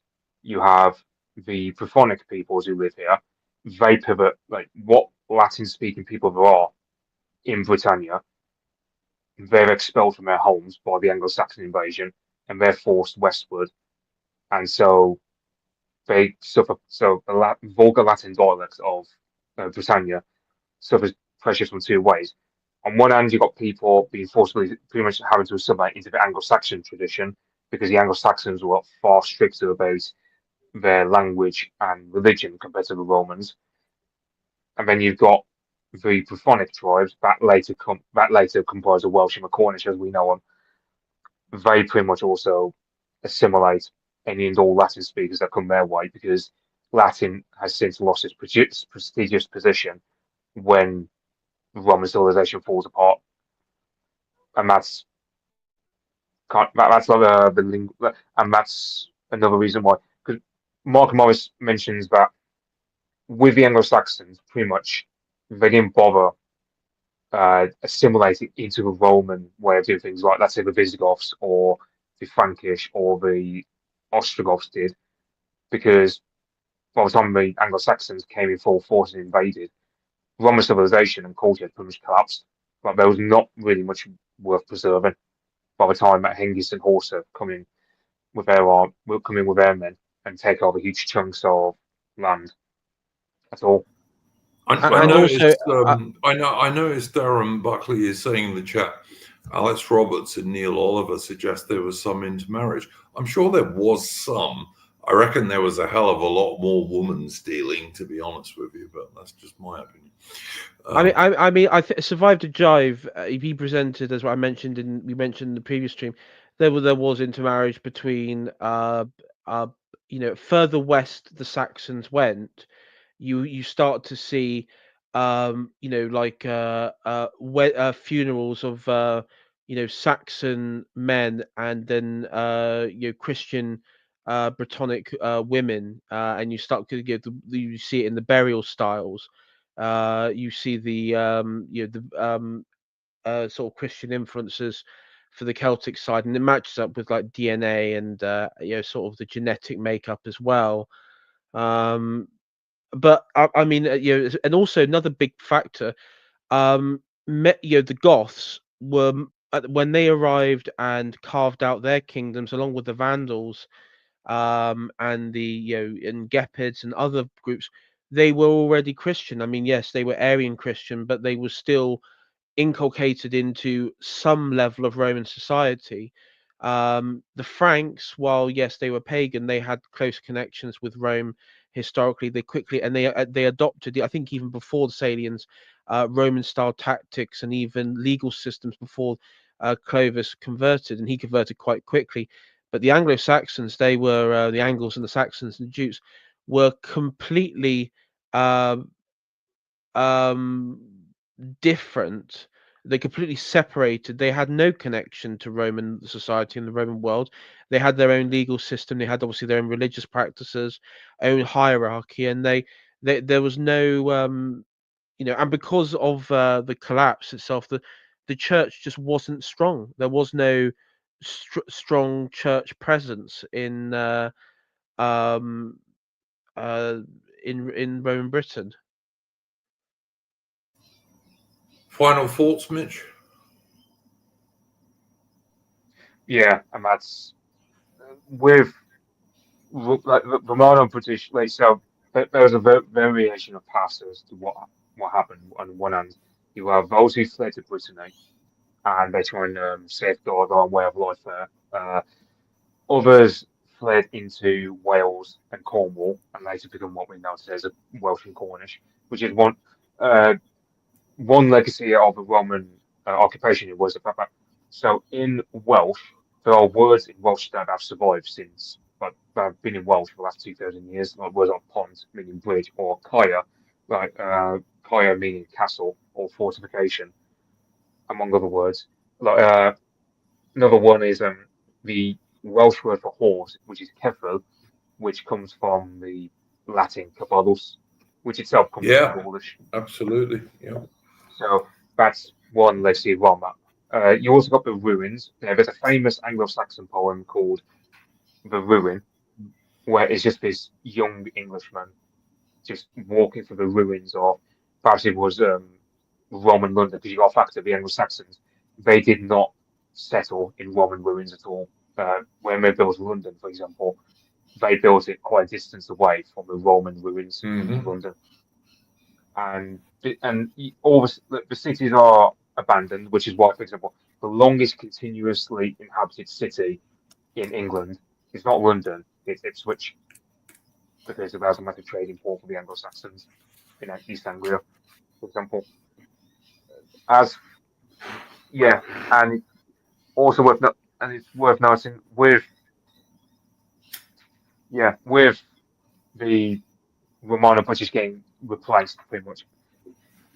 It's more of a case of them being replaced culturally and linguistically, because genetically, I mean, Survivor Dog mentioned there were cases of Romano Britons who were assimilated into Anglo-Saxon society. You have the guy who was 100% Iron Age Briton ancestry, who would then just be assimilated by the Anglo-Saxons. He was buried with Anglo-Saxon grave goods. So one thing to bear in mind is uh, it's kind of like what happened at the start of the Roman invasion. You have certain tribes that have bought into the Roman way of doing things, even before Claudius has even ordered the invasion, and other tribes that fight doggedly. Likewise, there are cases where you'd have many Romano Britons who flee or die fighting the Saxons, or you just get others who just go, oh well, Roma's collapsed, might as well just get with a new way of doing things, which was later what we call Anglo-Saxons. Yeah, fair enough. AI, did you have any final thoughts, mate? The only thing I can think of was on my neck of the woods, which never you had your small Roman you had your like Exeter, and I remember going through particularly like North Devon along the Exmoor. There was a Roman fort, but it was isolated, and in like the neighbouring settlements, which would again date back to the Iron Age and were still Iron Age style probably up until this sort of time period remained unchanged. There wasn't any significant uh you know Roman influence like say in London and other parts of the Roman Empire that would sort of change society. Um, the only thing I could say is you know I think that society changed when you had sort of the Irish monks and missionaries came, and particularly when the West Saxons arrived in Somerset, the people of Somerset were already Christians, so there wasn't like the sort of need, or there was, in a very interesting way, there wasn't any sort of for some reason they weren't particularly interested in resisting or at all. There wasn't any major resistance at that time against Wessex, and the House of Wessex and many Saxons sort of quickly settled there, and there was some sort of levels of assimilation, which I would believe that the Anglo Saxons had a very very superior top down strong culture that was able to dominate the population stronger than the Romans could ever do. Because whenever I saw Roman settlements or forts or roads, it's kind of like that they didn't. Places like that, they just didn't really matter. It didn't concern them. As long as they had their access to their tin and their iron and all like the important goods, they weren't really interested in what the population did as long as they weren't in revolt against Rome. That's how I sort of view it. Yeah. Yeah, fair enough. Seems fair enough to me. Would you like to plug anything, Mitch? Nah, not from me. Not your ex Twitter account or anything like that? I, I mean, with Twitter, like I often complain. Basically, it's like one one thing that's annoying my experience on there is like every post I see nowadays, for example, there's just someone in the comments below going, "Oh Grok, what's this? Oh Grok, what's that?" And it's, Yes, I don't use Grok very often, I've got to say. But yeah, no, fair enough. AI, would you like to plug your channel? Yeah, AI, Shire Homelander. Shire Homelander, isn't it? Yeah, I might have to change I might change my channel name again, but for the moment it's AI Shire Homelander. Or even if you put in the old handle at AI Shire Tory, it'll come up with my channel and will Yes, videos it anyway. usually does. It Yeah, usually so does. if you go there, there's some videos, and I am actually having sort of communication with another YouTuber who was asking because it's coming up to the significant anniversary of the 1812 war, and he Uh-huh. wanted. I think he wanted to focus on one particular battle involved, and he's a I believe he's based in Australia, and he's done a very because he hasn't publicly disclosed this yet, but I will tell he did a very very good documentary on the history of Tasmania. Okay. Excellent documentary, and I'm looking forward to this one because we're going to I think it's one of those conflicts which is overlooked or I actually am shocked of how much of the literature work on it is very American sided. There isn't many British perspectives on that. It's a much more important war to the Americans than it is to the Brits. I mean, Britain was fighting for survival against Napoleon at the time, and that was the major thing for the Brits. And the War of 1812 is much more important for the Americans. Um, it's quite important for the Canadians because they defeated with British troops helping them, of course, they defeated three American invasions of Canada. But it's a much more important war for the Americans. We will absolutely do at least one episode of this series on the War of 1812 at some point. AI. Yeah. Should we just skip? We just skip it and do like everyone. Let's be honest. Everyone wants to just get us to cover the burning and the sacking of Washington D.C. and the burning of the White House.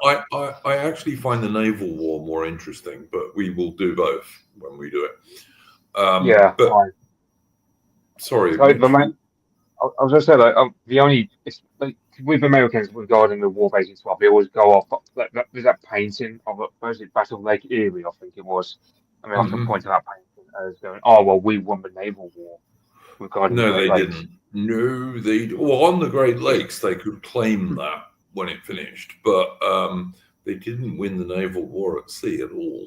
But anyway, we'll Yeah, talk about that when we do the stream. there's a lot of cope. There's a lot of cope around that subject, which we will disperse and dispel. The Americans won some outstanding frigate victories early in the war, but that was stopped when HMS Shannon captured the USS Chesapeake. And by the end of the war, the U.S. Navy was very small back then. We have to be fair. But what there was of the U.S. Navy by the end of the War of 1812, which finished in 1814, the U.S. Navy warships had all either been captured by the Royal Navy or were blockaded in port and would have been captured if they came out. So that was the naval war, really. But anyway, we'll talk about that on another stream.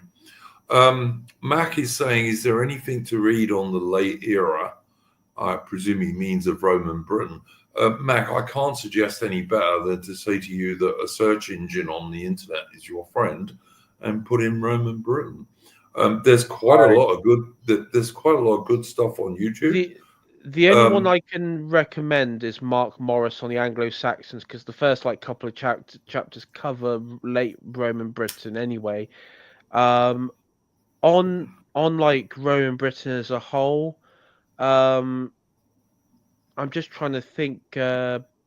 There's there's a French author who actually, I forgot his name now, but he did quite good decent work. But the trouble is, one thing I find about this period is there's a lot of shitlibs who cover it, and they always wheel in like pro mass immigration Oh politics yeah, into it. yeah, yep. Very true. Very true. Very true. Mitch, you were going to suggest something. Yeah, there's one book called The Anglo-Saxons by James Campbell. It's very much a more archaeological book.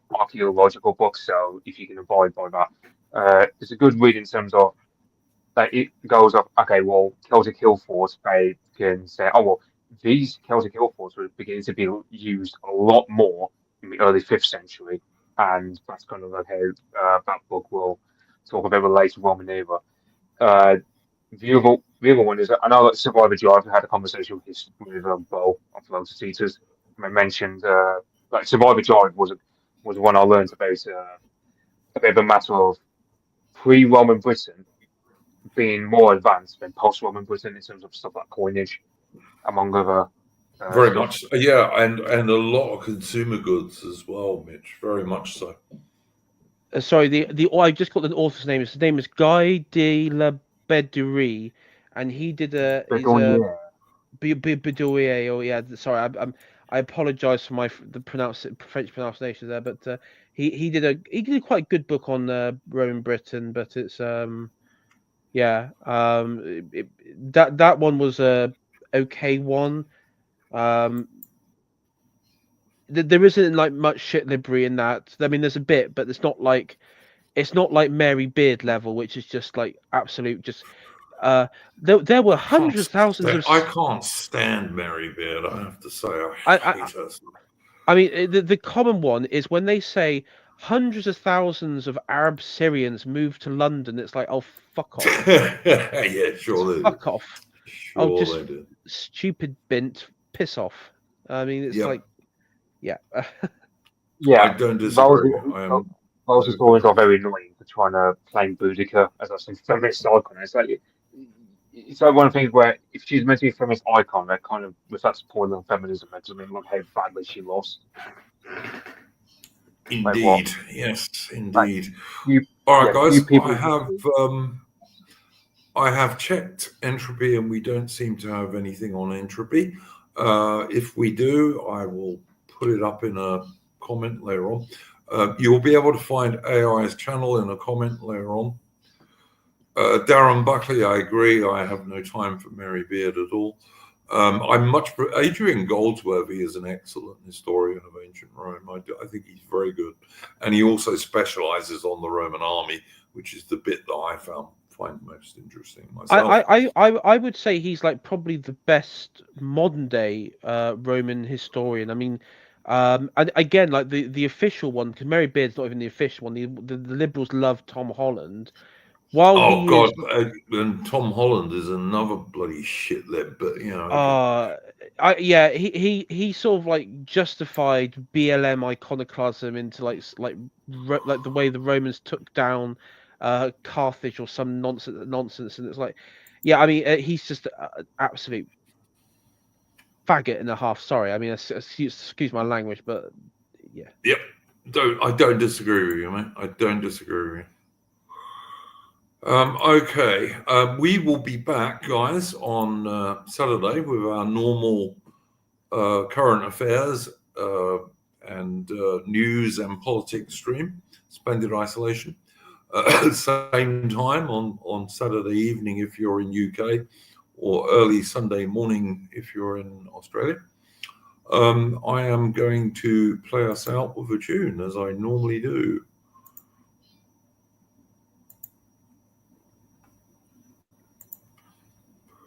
Assuming it works, of course.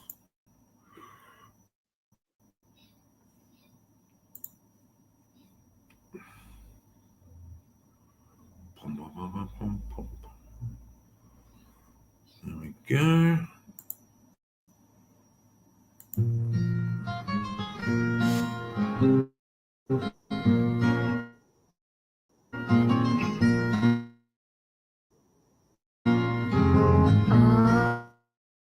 Are you going